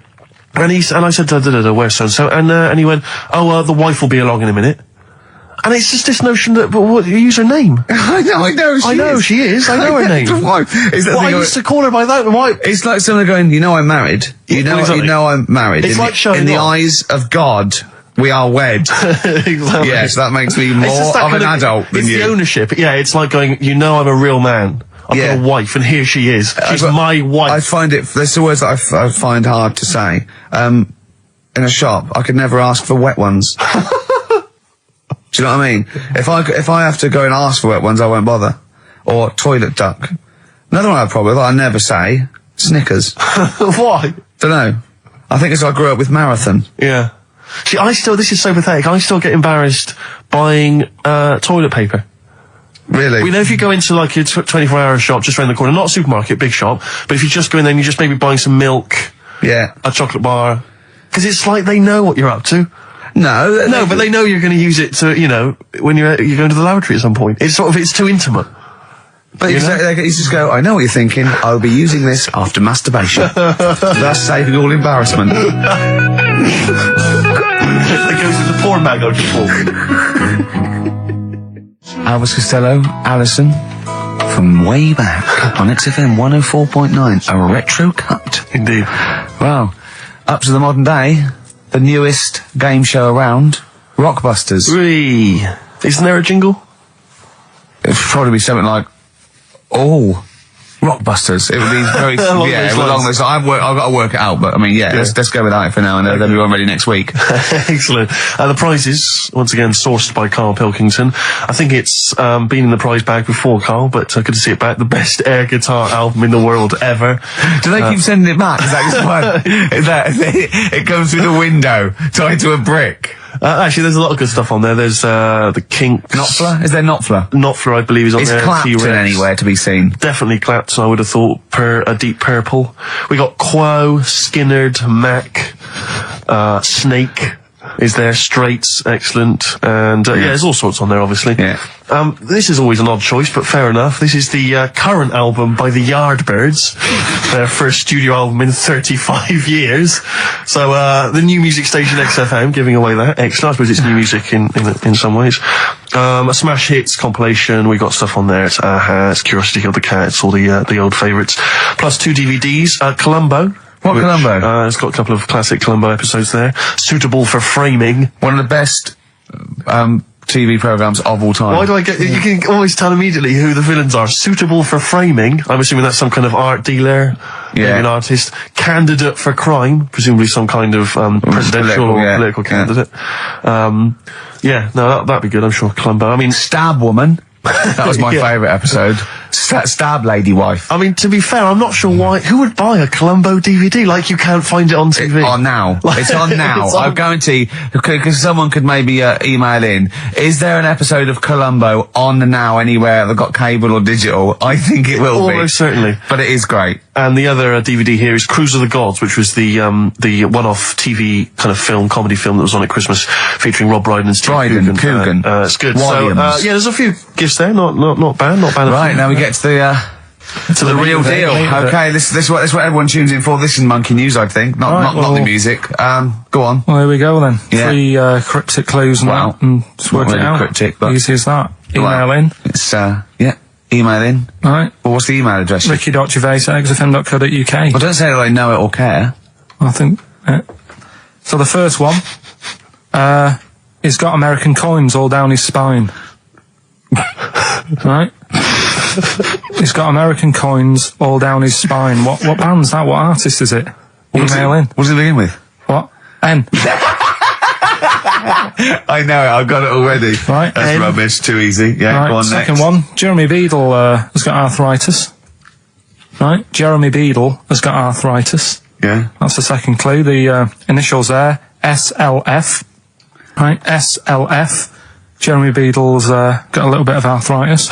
And the third one, Foxy, Shipman, and a country western singer on a merry-go-round. SB, right? So Foxy, Shipman, and some country western singer having a go on a merry-go-round. The initial SD, right? So email in. Ricky.Gervais. I'm intrigued with that one. I'm genuinely intrigued with that one. I like the fact there's a certain whiff of controversy about it, because Shipman is mentioned. I know, yeah. Oh, a little bit edgy, that. So that's the 3. He's from your neck of the woods, isn't he, as well, Shipman? Yeah. Yeah. I think my mum's mum used to use him. Okay, let's play a record. Well, you want to play a record or play some adverts if you fancy some ads? Oh, I'd rather adverts, yeah. So I've got some for you. Placebo. This picture on XFM 104.9. Steve? Yes. I think Karl's going to put most people to shame. We were talking about generosity earlier. Karl is a nice, generous bloke when it really comes to it. He's paying for Father's Day. He's paying for the cottage that he's going away with his dad. Are you really, Karl? Yeah. Right. Well, there's no way of us proving if that's true or not. Well, what do you mean? Well, you could be lying. But why would I do that? Well, because you want to show off. I didn't do it on air, you mentioned it. I don't want people to know how generous I am. Just do it, just get on with it. You know what I mean? Yeah. Like charity work and that. Yeah. Exactly. But I'd have thought that you wouldn't have fallen for Father's Day. I'd have thought you'd have known it was like... Well, we don't. I mean, to be honest, there's a bit of a coincidence, because I paid for it anyway, and it just happened to fall on Father's Day. Right? But don't buy a card. Don't fall for it. I mean, obviously that and Mother's Day and a plethora of other things were, I mean, literally invented by card companies to make more money. I know. Yeah. That's I mean, my dad always says don't get him a card or anything. Because he hates it. With all these things that I'd like, rip-off times, really, just ripping people off. Yeah. So it sounds a bit stingy, that. Well, no, I mean, he's right. Yeah. He's right. It's just, because fellas aren't bothered about getting cards anyway, are they? But the other thing that he noticed, helping out the flower companies, the Princess Diana thing, when she... Sorry. Yeah. Jesus. God. So when... Karl, what do you mean? What do you mean? That's what he said. He said, I nearly swore then because I was... you surprise me all the time. No, man, but that is incredible. Sorry, what? I don't understand. What are you talking about? All the flowers that were sort of sold that day. Right. Or for people to leave as a commemoration or something? They made a mint, didn't they? Who did? Flower companies. Right. So what are you saying? He was just saying, makes you wonder. What, whether... About what? Whether it was in the floor or behind the hit. Oh. So it's a conspiracy? It's a conspiracy by the flower I would companies. love to see you and your dad just sitting at home watching a bit of Channel 5 when apes go mental, right? With your roast dinner. When's that on? And then talk like, well, yeah, you know, kill Diana, don't you? Flower company's son. Right, quite right, Dad, you're not wrong. What are you talking about? No, I'm not. I'm just saying it's like you were saying about the cards. On Father's Day and that. It's just a bit too much of a bit weird. Too much of a coincidence. I'd be interested to see sort of like the business graph. Sure. On how the companies were doing. Then suddenly, Yeah. Yeah. But then by the same token, Elton John, he had the biggest selling hit record, didn't he, off the back of that? I mean, so is he incriminated as well? If you want, It's a conspiracy theory you've not kind of analysed terribly closely. You've put it out there, and if people maybe who are investigating want to kind of add that into their inquiries, then they can. Yeah, sure. But no, that's all I'm saying. I'm just because it's always the same thing, isn't it? Like I was out shopping the other day, treating Suzanne like I do. I like spending money and that. Yeah. I was in WH Smith's. Yeah. Classy. Was it a big birthday? Was it? Was it a 30th? No, I was getting a. Was it 2 biros for the price of 1? I was getting a card for my dad for Father's Day anyway because I'm seeing him. Yeah. Big Toblerone. Yeah. There was a giant Toblerone. Who is it who said Father's Day? They love a Toblerone. I've never understood Toblerone because the only time I see Toblerone is in airports, right, and minibars. That is what the small Toblerone is for the minibar in a hotel, 3-star upwards, and the big Toblerone. Well, the big Toblerone is a gift, isn't it? It can only be a gift. You wouldn't buy a big Toblerone for yourself. Yeah, a duty-free gift. The Toblerone. It's next to Chanel No. 5 Toblerone and a bear. But who specifically would you be buying that Toblerone for? I don't know. Someone who's clearly never had it before and would think it was interesting novelty. Yeah. Well, this gift's interesting. I'll tell you what, though, Toblerone is brilliant. I mean, if whoever makes that, if they want to send sort of, some Toblerones, I will eat Toblerone. Well, yeah. I think very much the same about, I think very much the same about fags. And of course, just cigarettes. If you've got any boxes of cigarettes and that you don't want, duty free or whatever, send them. I'd just like to say that, in no way do I endorse Carl's dad's theory that flower companies were behind the death of Diana. No. Maybe I could say that on air as well, just to save any complaints. I'll tell you what though, talking about fag packets and that, do you know, like now, they've got, if you have these, they'll do you in sort of thing on the front now. They've got these special stickers on them. Yeah. I saw a thing in a magazine the other day. In Brazil, it's got like pictures of ill people on them. Blimey, that is. It's gone really hardcore over there. That's good, isn't it? But I mean, to be fair, what more can they do? I mean, there are fag packets now that say these will kill you, and people are still smoking them. I mean, I don't know what they. I don't think the message is getting through. You could ban them all together, I suppose. If it seems weird to sort of like you might as well sell guns and go careful. You can kill people with these. Well, ban them then. I'll just be careful. You have your eye out with that. This is poison. This is poison. These are really, really mental poison drugs. You know those people with you ever see them in the street? They're selling fags duty free. Obviously, they're just selling on the street. Have you ever seen these guys? I walk up and down Finchley Road lot because I'm just near my place, and all these people they're sort of looking a bit shifty, and then they think that you're maybe a smoker. They just fags, and they'll open their jacket, and it literally will be like something from the 1940s. They won't go to you though, do they? Yeah, smoking. It stunts your growth. They know you must have never had a fag in your life. But I might be buying them as a gift or something because I'm quite a generous guy. But it struck me, I was chatting with my friend about, there seems to be there are certain people who are very, maybe they have trouble getting work, or maybe they, they're immigrants who've not landed on their feet and they've had trouble, and so there's a couple of jobs they can do. It seems to be there's the fag selling. There's those people I noticed on Oxford Street who bend a piece of wire into the shape of your name. I mean, what kind of a gift is that, really? You know what I mean? I know. It's like they're literally giving them out. Or you can have the bending the name.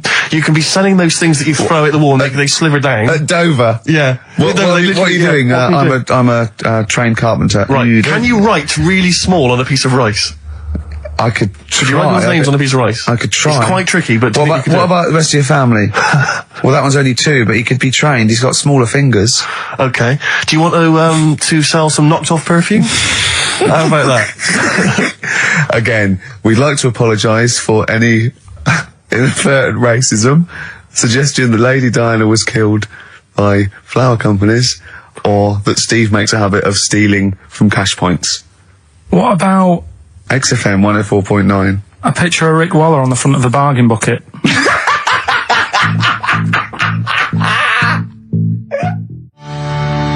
Red Hot Chili Peppers, universally speaking, on XFM 104.9. I'm Ricky Gervais. With me, Steve Merchant, and of course, Karl Pilkington. Now, people come up to me and they say, "Is Karl for real?" And I go, "What do you mean?" He goes, "Well, they want to say, is he that stupid?" And the answer is yes, right? Some people think that he's putting it on. Some people think that he's a character that we've invented, like we've got an actor in, like he's a Gareth Keenan or a Tim or something. And I go, that we've scripted. Exactly, yeah. No, he's absolutely real, aren't you, Karl? I go, where did he come from? Well, just to tell the story, we came here and I was much too important to run the desk myself this time round. So they just gave us a tea boy. Steve came in with you, I remember that. yeah. Why do you remember that? Well, Steve knows. I don't want to keep going over it, but it's just the way he looks. It's just Were you taken aback?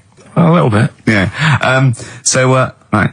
And he's just developed into my favourite thing. I also said that you get bored with, like, you know, battling tops or, you know, pets sometimes. I mean, I love my cat, but he's not as, you know, Colin. my cat. Yeah. Colin. Actually, Carl's away next week. Is he available to run the desk? No, well, he's actually not as intelligent as Karl, and that's the truth. He's not, you know. Well, he's marginally. Yeah, and then in the week, he's like one of those little Tamagotchi toys, Karl, because I have to phone him every day and keep his interest up. Yeah. Like I'd give him an interesting fact. And I got a book out and I found out I'd call Karl like that. And I thought this was a great fact, right? A 2-day-old gazelle can run faster than a racehorse. Right? I thought that was incredible. Sure. Okay. So I phoned him and I said, a 2-day-old gazelle can run faster than a racehorse. He went, what does it do after that? I went, what? He said, well, how fast can it run when it's adult? I went, well, even faster. He went, oh, I thought we could just do it then, but then it sort of lost it. I went, what are you talking about? I went, you know, that's incredible. A 2-day-old gazelle can run. He went, well, no, that's what they do. I went, what? He went, that's what they do, isn't it? I went, what do you mean? It's 2 days old. Right? He went, yeah, but a 1-day-old fly can fly. I'm 30 and I can't fly. It's not what I do. Right? And I went, right. He went, a jellyfish can hold its breath underwater for hours. I went, it doesn't hold its breath, does it? It hasn't got lungs. So he went, what? I know I had him. He went, what do you mean? I said, well, they don't breathe, do they? He went, what do? I went, well, they get oxygen directly from the water via osmosis straight into their cells. And it just went quiet. And I went, a 2-day-old gazelle? And he went, yeah. Do you know what I mean? He was just thinking about the jellyfish. Yeah. Well, he was looking up osmosis, and then he was thinking about the jellyfish. But I just think, I mean, if Bambi's anything to go by, this little gazelle spends a whole day trying to stand, and the next day it enters the derby. And you don't think that's incredible? Yeah. See, you know the sort of things I find incredible. Go on. Mirrors. Shiny objects. Kettles. Yeah. Oh, God. Well, listen, remember the time when I told you about the baby that had a baby? The baby that had a baby. The baby that had a baby? Yeah. It's happened again. No, it hasn't. Well, it didn't happen the first time. It was in the papers, I think, on Monday, in all the tabloids. So it's a twin where one has grown and the other one is still at a fetal level. No, it wasn't, though. It had grown. He was saying to his mum... who was saying to his mum? The little kid who was 7 years old. And he kept saying... Yeah. He was pregnant. And he was pregnant? Yeah. I know. What do you mean? And he was saying to his mum, oh, God, I don't feel well. And, like, his belly was all swollen, and they thought he'd just been eating cake or whatever. And he was saying, I can feel something moving about, and they were like, stop messing about, there's nothing wrong with you. Eventually, I think he was in gym at school. In gym? What, Jim was pregnant with him? It was like a Russian doll. He was at school, right? Just about to do sit-ups or whatever they do at school. Yeah. Right? And flew out across the room. Teacher goes, you're a bit fat. You look a bit pregnant. And so best to the doctors took him. Said, you're 7 years pregnant or something like that. What? What? Or something like that? You're 7 years pregnant. Or something like that. You say to the doctor, Carl, why don't you think about what you say before you say it? See the reaction I get. Now, the gazelle, I didn't get excited like that. 7 years pregnant. Send it in. If someone's online at the moment, just having a look around, it happened on Monday or Tuesday. Because I told you at the pub quiz, didn't I, Steve? I said to you, I know the baby's had a baby. Yeah. And you were like, yeah. whatever. Well, I just thought you were talking nonsense as ever. Well, we'll find out. You're 7 years pregnant. Yeah. You're a fool. Play a record. Well, we've still got stuff coming up. Monkey news? Rockbusters answers. We'll have to get that out of the way soon, because we've got What to else get out there? of it. Have we got a cheeky freak of the week? Yeah. Brilliant. America by Simon and Garfunkel on XFM 104.9. I'm Ricky Gervais, and I understand I'm about to read my words, Steve. Well, once again, there's always someone, and it looks like it's Mike Lamb who has come to Carl's rescue. Lambo's let me down then. Doctors have removed a 4-pound baby boy from the stomach of his 7-year-old twin brother. Yeah. Alan Jan Niamatilev was born with the freak fetus growing inside him. For 7 years, it lived like a parasite until a school doctor became alarmed about Alan Jan's bulging tummy and took him to hospital. Surgeons who gave him a scan operated immediately, unaware that the baby was attached to the boy's blood vessels and still alive. They saved Alan Jan from certain death, but knew the 8-inch fetus was doomed. So there we are.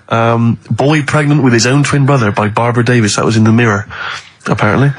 So I've read on, and all the facts are right. They took him to school. The parents didn't realise.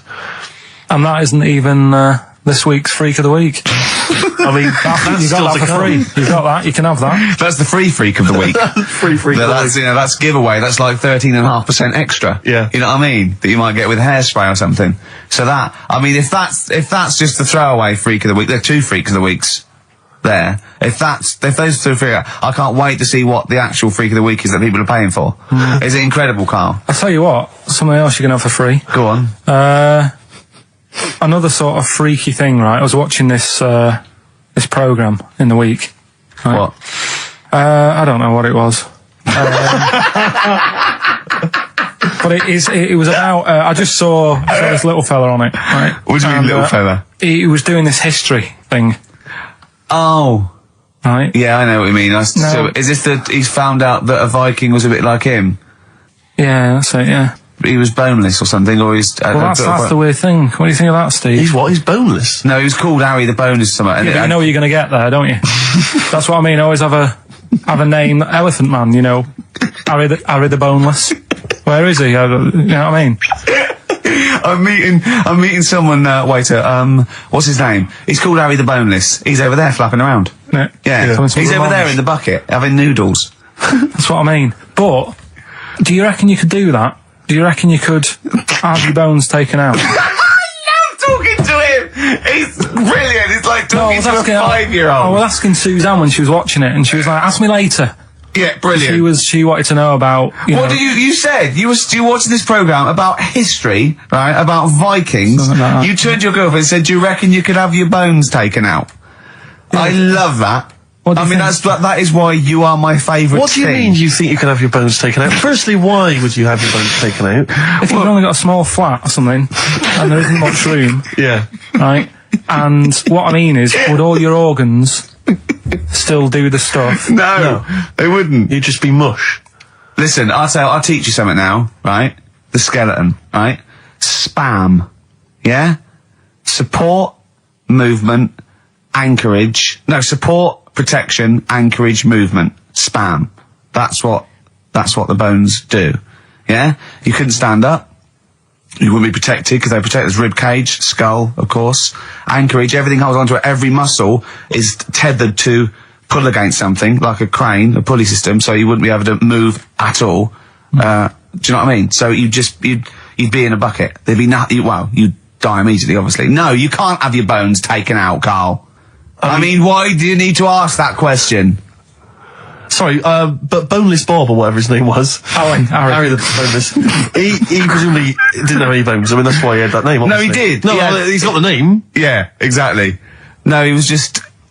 I've had an email here from Graham, Old Kent Road. He just says, I had a dream about Carl last night.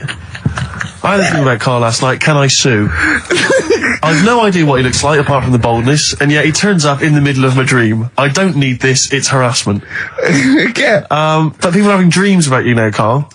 You actually, it's like you're one of something that was created by the Brothers Grimm.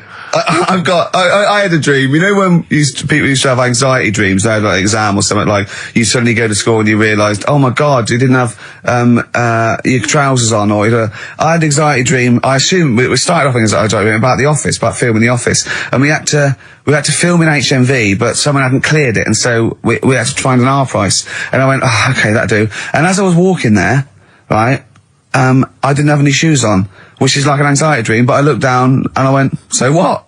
Yeah. So I'm so lazy now, I think even anxiety dreams don't kick into me. I'm not sure that's a dream. I think that's just a memory. I would be at all surprised if you turned up when we filming The Office. Yeah, with no shoes. We don't need shoes. When we were originally doing the pilot for the very first series, obviously Ricky's the main character, he's in it all the time. It's obviously important, it's our big chance to get something made for TV, it's going to launch our careers. And I turn up on the Monday, he's twisted his ankle. He has to be wheeled around in a wheelchair because he went out jogging, stepped on a tin can in the street and fell over. Who left that there? Like a 40-year-old man with brittle bone disease. He just twisted his ankle and he was out of action. It was pathetic. Yeah, that was the pilot. Absolutely pathetic. But I still turned up, Carl. That's the sort of trooper I am. Well, yeah, but you moaned the whole week. Well, Well, I didn't like having to go around in a wheelchair, did I? It's not pleasant, but in a weird way, it taught me all the problems. do you have anxiety dreams, Carl? Do you ever lie awake worrying about stuff? Because I have a lot going on in my head.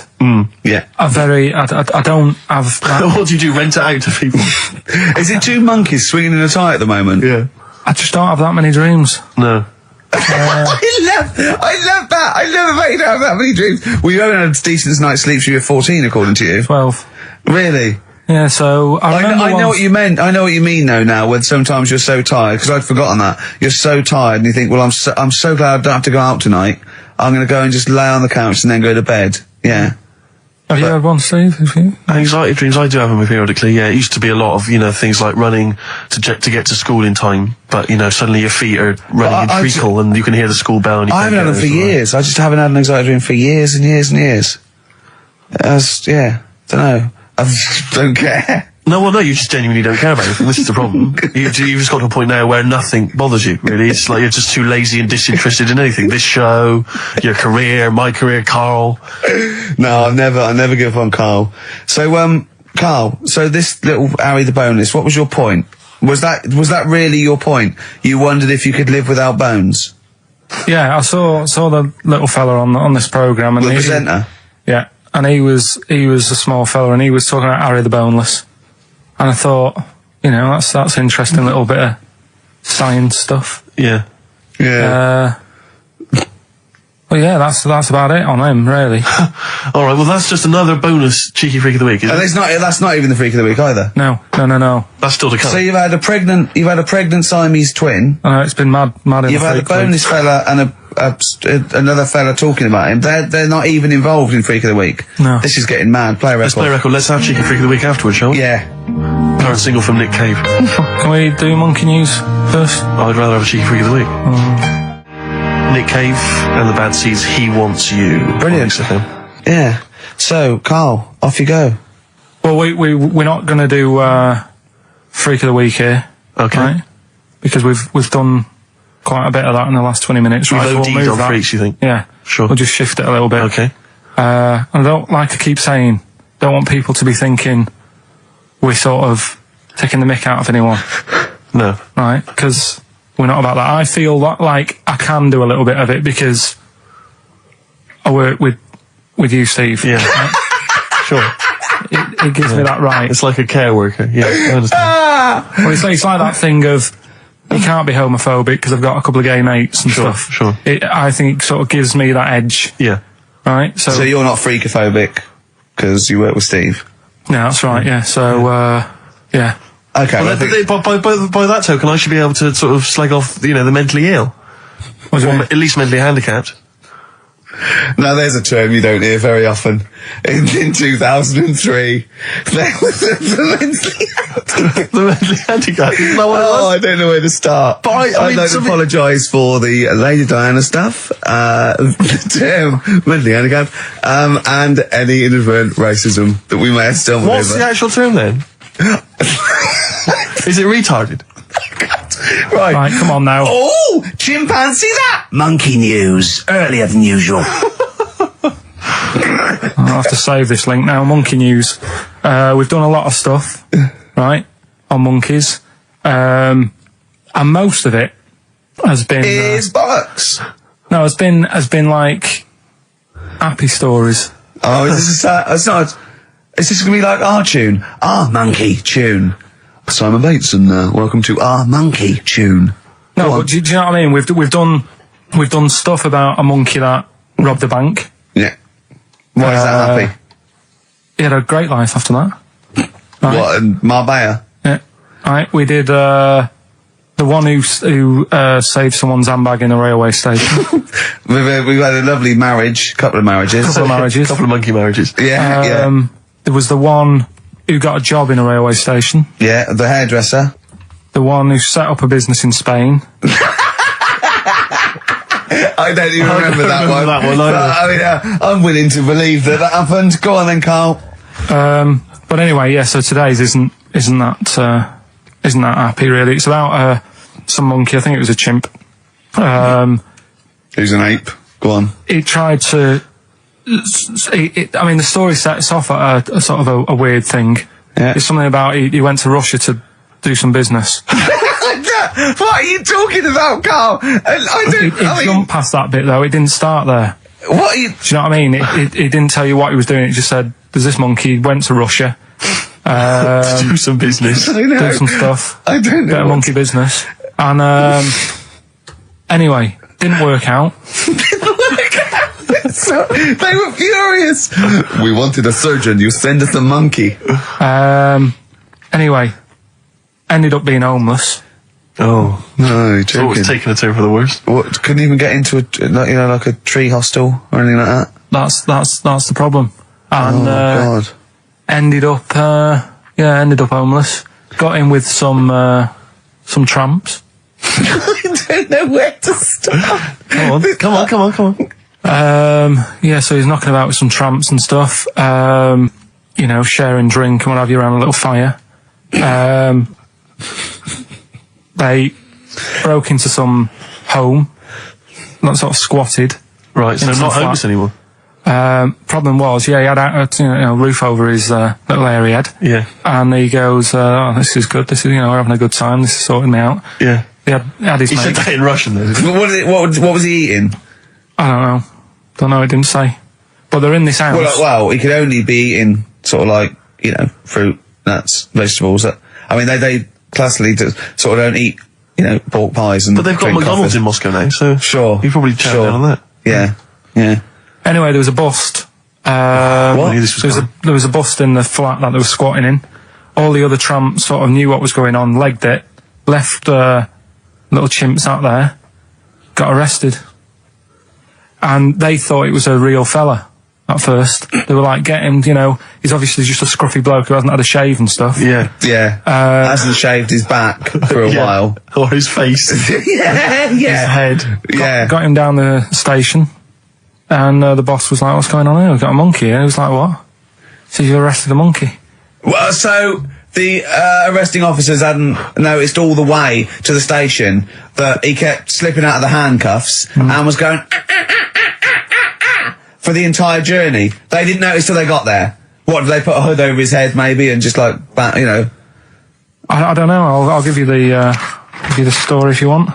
There's the headline. What is it? What's the headline, Steve? I don't want to see it, but... The headline, this is once again from supposedly reputable news organisation Ananova, homeless monkey arrested in Russia. Did you read on, or did you see the headline and make up that whole story? Most of it is there. What isn't there? What bit isn't there then? I think Steve can have a look over it, check it out and stuff. Point out the embellishment for me, Steve, will you? Well, what it doesn't say is that the police didn't realise it was a monkey. That's what I was guessing. Really? That they got it back and said, what are you doing? We've got a monkey here. And they go, yeah? Oh, God. There's some more monkey problems in the week. Have you seen the Alfords advert with monkeys in? No. There's a new advert out for Alfords selling bikes and stuff. Yeah. Got some monkeys in it. It's causing uproar. Why? People are saying it's, dressing them up in tracksuits and that is, Taking the mickey out of Manchester. it's not nice for the animals and that. So there's been loads of But complaints they get a about free it. bike or something, do they, I imagine? I think they kept the tracksuits. Yeah. But, Show that's record the after thing, this though. cheeky freak of the week. No, I'm just saying we're not doing this to sort of, again, take the mickey out of the animals and stuff. These are true stories and that. But yeah, coming next, Freak of the Week. Kings of Leon, Red Morning Light on XFM 104.9. I'm Ricky Gervais, with me, Steve Merchant and little Karl Pilkington. Getting excited because it's a special time of the week where he gets to talk about a cheeky freak of the week. Well, just get Rockbusters out of the way, right? Because I've got to put these prizes in the post bag now, so I'm shooting off. Yeah, because you got to go early. So I don't know how you do your job. You went to Manchester, you went to Madeira, you had a day off because your trousers were wet and you had a cold, and now you're shooting down to Cornwall. You're leaving early. How do you get your work done? And you've got one job. Me and Steve have got loads of things to do. The man fast let me work. Like I said, the prize is ready and packed up. Here. No one's being affected by me shooting off early. Right? Okay. So, Rockbusters answers, got to get them out of the way a bit earlier. Right? So, here they are. First one. He's got American coins all the way down his spine. Yeah. Why would that be? Right? Initial was N. Nickelback. I got all these. I got all these this week. Right. Second one, Jeremy Beadle has got arthritis. What's going on there? Stiff little fingers. SLF, stiff little fingers. Yeah. And the third one, Foxy, Shipman, and No, and a country and western singer, you said. Now, what's the initial? SD. Yeah, so Spin Doctors. Yeah, I got that. And then I said to you, why is it a country and western singer? And you said Dr. Hook. Why is it Dr. Hook? Why does that give anyone the clue Dr. Hook? A country and western singer. It's just what was in my mind when I thought. Well, there we are. There you go. So we've changed this to Rockbusters, or What Am I Thinking? You could have had Dre. What's in my mind? You could have had And the Medics. All right? Just think it through. Who's the winner? The winner, very lucky, Sandra Cassidy of Leon C. She gets all those great prizes. You know, we've actually had people emailing in saying, this is the worst Rockbusters ever, because it was too easy, it was boring. Oh. This is just, don't shoot the messenger. Oh, Other dear. people saying, it really has run its course. Some people genuinely agree. Oh, Karl, this must hurt, mate. Stinging attacks on you. Some people just slagging you off generally, saying that you God. whinge all the time. It looks like and stuff Steve was right when he sort of like poo-poos your ideas. So when he wheezed on your bonfire. someone else, I swear to God, someone else emailed in and said, don't bother sending me the prizes, take them to a charity shop, or pawn them, give me the money, I'd rather have it. So I don't know what to say, Karl. I just wonder if it really has run its course now. All right. Well, we'll see what you come up with next week. Then. Let's see what you do. Let's see what you come in with. Sure. Oh, yeah. At 5-1. I'm guessing you'll be popping in with another hip hop track full of effing and jeffing. Well, I won't bring it into you. I'll do it myself at home. Because obviously that makes it easier. Obviously you can't cope. Oh dear. Are you actually going to be here next week, or are you still going to be in Cornwall? No, you see there again. I'll be back in time. And in the week when I go to Cornwall to see the Monkey World. Yeah, you 2 days past the Monkey World. That still work. Yeah. Still work. What? You're going to interview some of the monkeys. I love that. I love that. You were going, could a monkey live without bones? And so I'm going, Karl, please, just look at the monkeys and eat your ice cream. And that's work, is it? Right. Right, are we having Cheeky Freak of the Week? Do you want to do it? What time have you got to shoot off? Could do with shooting off sort of soonish, Okay. to be honest. This is not radio. Have you ever heard that on a radio show? Chris Tarrant going, I can't shoot off right now. I couldn't get a later train. I know! Why did you get a later train? There isn't a later train. So I couldn't get to Cornwall tonight if I had to. If I had to finish this show, I couldn't possibly get to Cornwall. Rubbish. Of course there's a later train. Oh, I've booked it now anyway. Right, well that's the point, isn't it? Yeah. You're not thought it through. Whatever. I don't think the show's lost anything. I think we've still had the, Freak of the Week's coming up now. Oh, cheeky Freak of the Week. Right, well, we've had some interesting things we've been looking at. This week, it's about the strangest couple that ever got married.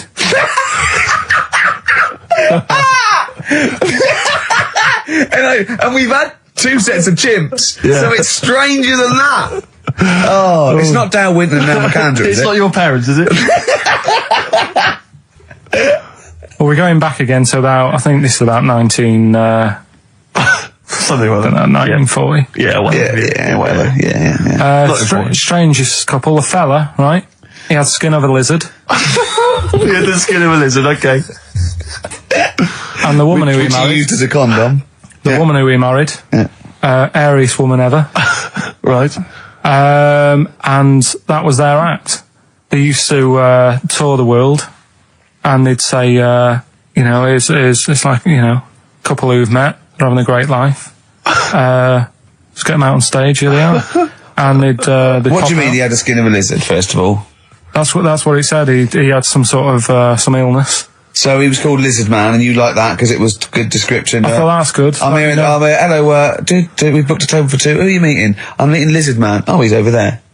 Yeah. You know he is, right? Yeah. I'm Look meeting out. the hairiest woman in the world. She's over there. Yeah. Yeah. So what did they do for their act? Now, bear in mind that we had some Siamese twins last week, and their act was having a bath. yeah. So I hope it's an improvement on that. What did Lizard Man? He came out and ate some flies, did he? I don't really know. I just think they stood there and that. When you read this and it goes the most interesting fact ever, Lizard Man, and you go, that's enough. That's enough. I can extrapolate from that. Well, straight away I start thinking. I'm thinking, right. I wonder if they got the wedding photos. Right? And then, like you said, that they had a kid. Oh, what would that be like? Exactly, It'd that's be what I like was an thinking. ostrich, wouldn't it? It would sort of like. That's what I was thinking. What did you think it would come out like, the baby? I didn't think what that looked like. I just was thinking, parents' evening. Do you know what I mean? You wouldn't want them coming up to the school, would you? So, Well, that's the little problem. Johnny, who starts off relatively normal, he's quite good at, he's good at nature, Yeah. isn't he?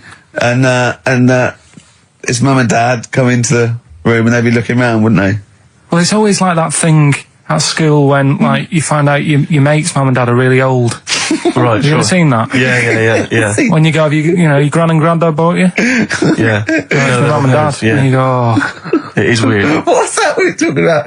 He calls him mum. What was that? Oh, sorry. Do you know what I mean? Yeah, And no, that's like- always strange. If you had Godzilla and King Kong as your parents, Yeah. and it was they're like you always say- fighting. They're always fighting, and like you say, if you're in a school play or something, you wouldn't tell them, would you? You wouldn't want them coming up with a video camera. He didn't tell his parents he was in the... When we were, Well, exactly. You did Little Donkey, you didn't tell your dad, did you? And he came along and videoed it. Yeah. Was Kept it quiet, don't want them to know anything. But you didn't... What was it was meant to be playing? You had a little drum, didn't you? Yeah, I was doing, I had a little drum. I think it was meant to be playing We Three Kings. Yeah. But we started doing Little Donkey and I thought I can add a touch to this. Sure, you improvise. Started playing along. It was like the with first remix, wasn't it? It went down well. But yeah, that's all I was thinking with the Freak of the Week this week. That's what I'm saying about Freak of the Week. It's to get people thinking, right? Thinking how lucky they are. That, they don't have to... Comb their face. What are you talking about? What do you mean Freak of the Week is to let people know how lucky they are? Just... What about the little freak you're talking about? What are they thinking? They're going, oh, he's talking about me. I'm a little hairy lizard man on a stick. Pop in, give us a call. I thought, that's what I'd like to do on a TV programme. That's what I want to do. I want to go and meet these people and say, right, let's just go shopping. Let's, we'll film what your normal day's like. Yeah. Let's pop out, nip into Sainsbury's or whatever. Yeah. Buy a comb, Park right up close to it. You know what I mean? Yeah. So what you're saying is you just want to get a little message out there, which is that there's always someone worse off than you. Well, there's proof of that in this room. You know what I mean? Oh, Carl, when's your train? In a minute, I'm going to get going now. I'll see you later. Thanks, Carl. Brilliant. What are you playing? You can play a song? Kirsty McCall. Yeah. I'll see you later. Kirsty McCall, New England. Karl Pilkington has left the building. He's rushed away. He's on his way down to Cornwall. And we're left by ourselves. Indeed. In the room. See, if we can do this... If we can press all the buttons and not make any mistakes, strictly speaking, there's no need for Carl. I don't mind if we make mistakes. Well, no, exactly. We never worried in the old days. No, did we? sure. I think Karl is going to love Cornwall. Because I think, one, the mayor is probably an animal. Yes. And I imagine the townsfolk think like Karl. Yeah. Do you know what I mean? I imagine he'll stay there. He'll be made king. Have you ever seen Return of the Jedi? In Return of the Jedi, the Ewoks, the little furry creatures, they see C-3PO, and because he can talk and he can speak their language, they actually elevate him to godlike status. What are you doing here? Hooray! He's back. What are you doing? You could have stayed till the end. No, I'll see you later. What are you doing? What are you doing? Right. Right, well there he is. He's on his way. Yeah, if you're listening online in Cornwall, I mean, like, I can't imagine that's ever going to happen. But, you know, on a clothesline with a bean tin at one end and a big bean tin in London. Or if I'm cool in London. Yeah, or if the foil helmet you wear to fend off laser rays from aliens out of space are somehow picking up the show, then Karl's on his way. Look forward to meet the bold one. Because he's got a sort of like, you know, the obligatory sort of red face that would go well down there now. Because I think he's been out in the sun, or he was pre-boiled when he came in. But he's rushing down to Cornwall now, going from Paddington Station. So, you know. If you're in the Paddington Station area, you want to pop down there and sort of wave him off, then do. Yeah. Don't be afraid. That's not a dirty sexual act. Wave him off. Yeah, I'd love to wave him off. And, call in the week as well, karl.pilkington@xfm.co.uk. Send him anything. Just clog up his email. Yeah. I mean, because he gets stressed at work. So if you can send him 3 or 4 emails each over the next week, so he's got to read them all, but disguise them, don't make them look rubbish, so at least he's got to sort of open them and look at them, or, you know, some of them might be correspondence, so he will, just phone his line as well, just ask for XFM, ask Karl, and leave long messages on his voicemail. Yeah. So if you can, just for us, just for me and Steve, remember it is mine and Steve's show. Karl is merely like, you know, the icing on the cake. Yeah. If Karl can come back maybe next Friday or Saturday or Monday, whenever he comes back, to about 250 emails and 200 voicemail messages. If you put down, when it says what's the name of the message, the title of the message, if you put monkey news or monkey information, he'll have to open it then, because he'll be intrigued, even if it's not about monkeys. Yeah. Do that anyway. Yeah. Voicemail messages. Leave them long. I like this information. Disguise it, so it might be important. Yeah. Just so he has to listen through. I wish I'd give his mobile out, but, that is just too cool. But anyone can get him at XFM, and of course we've given out his email before, so I mean, go mental. There are plenty of ways to torture Karl Pilkington.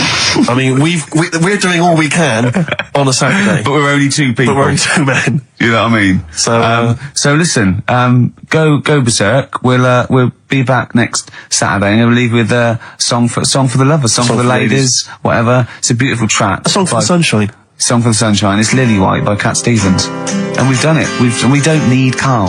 Definitely not. See you next week, Rick. Bye.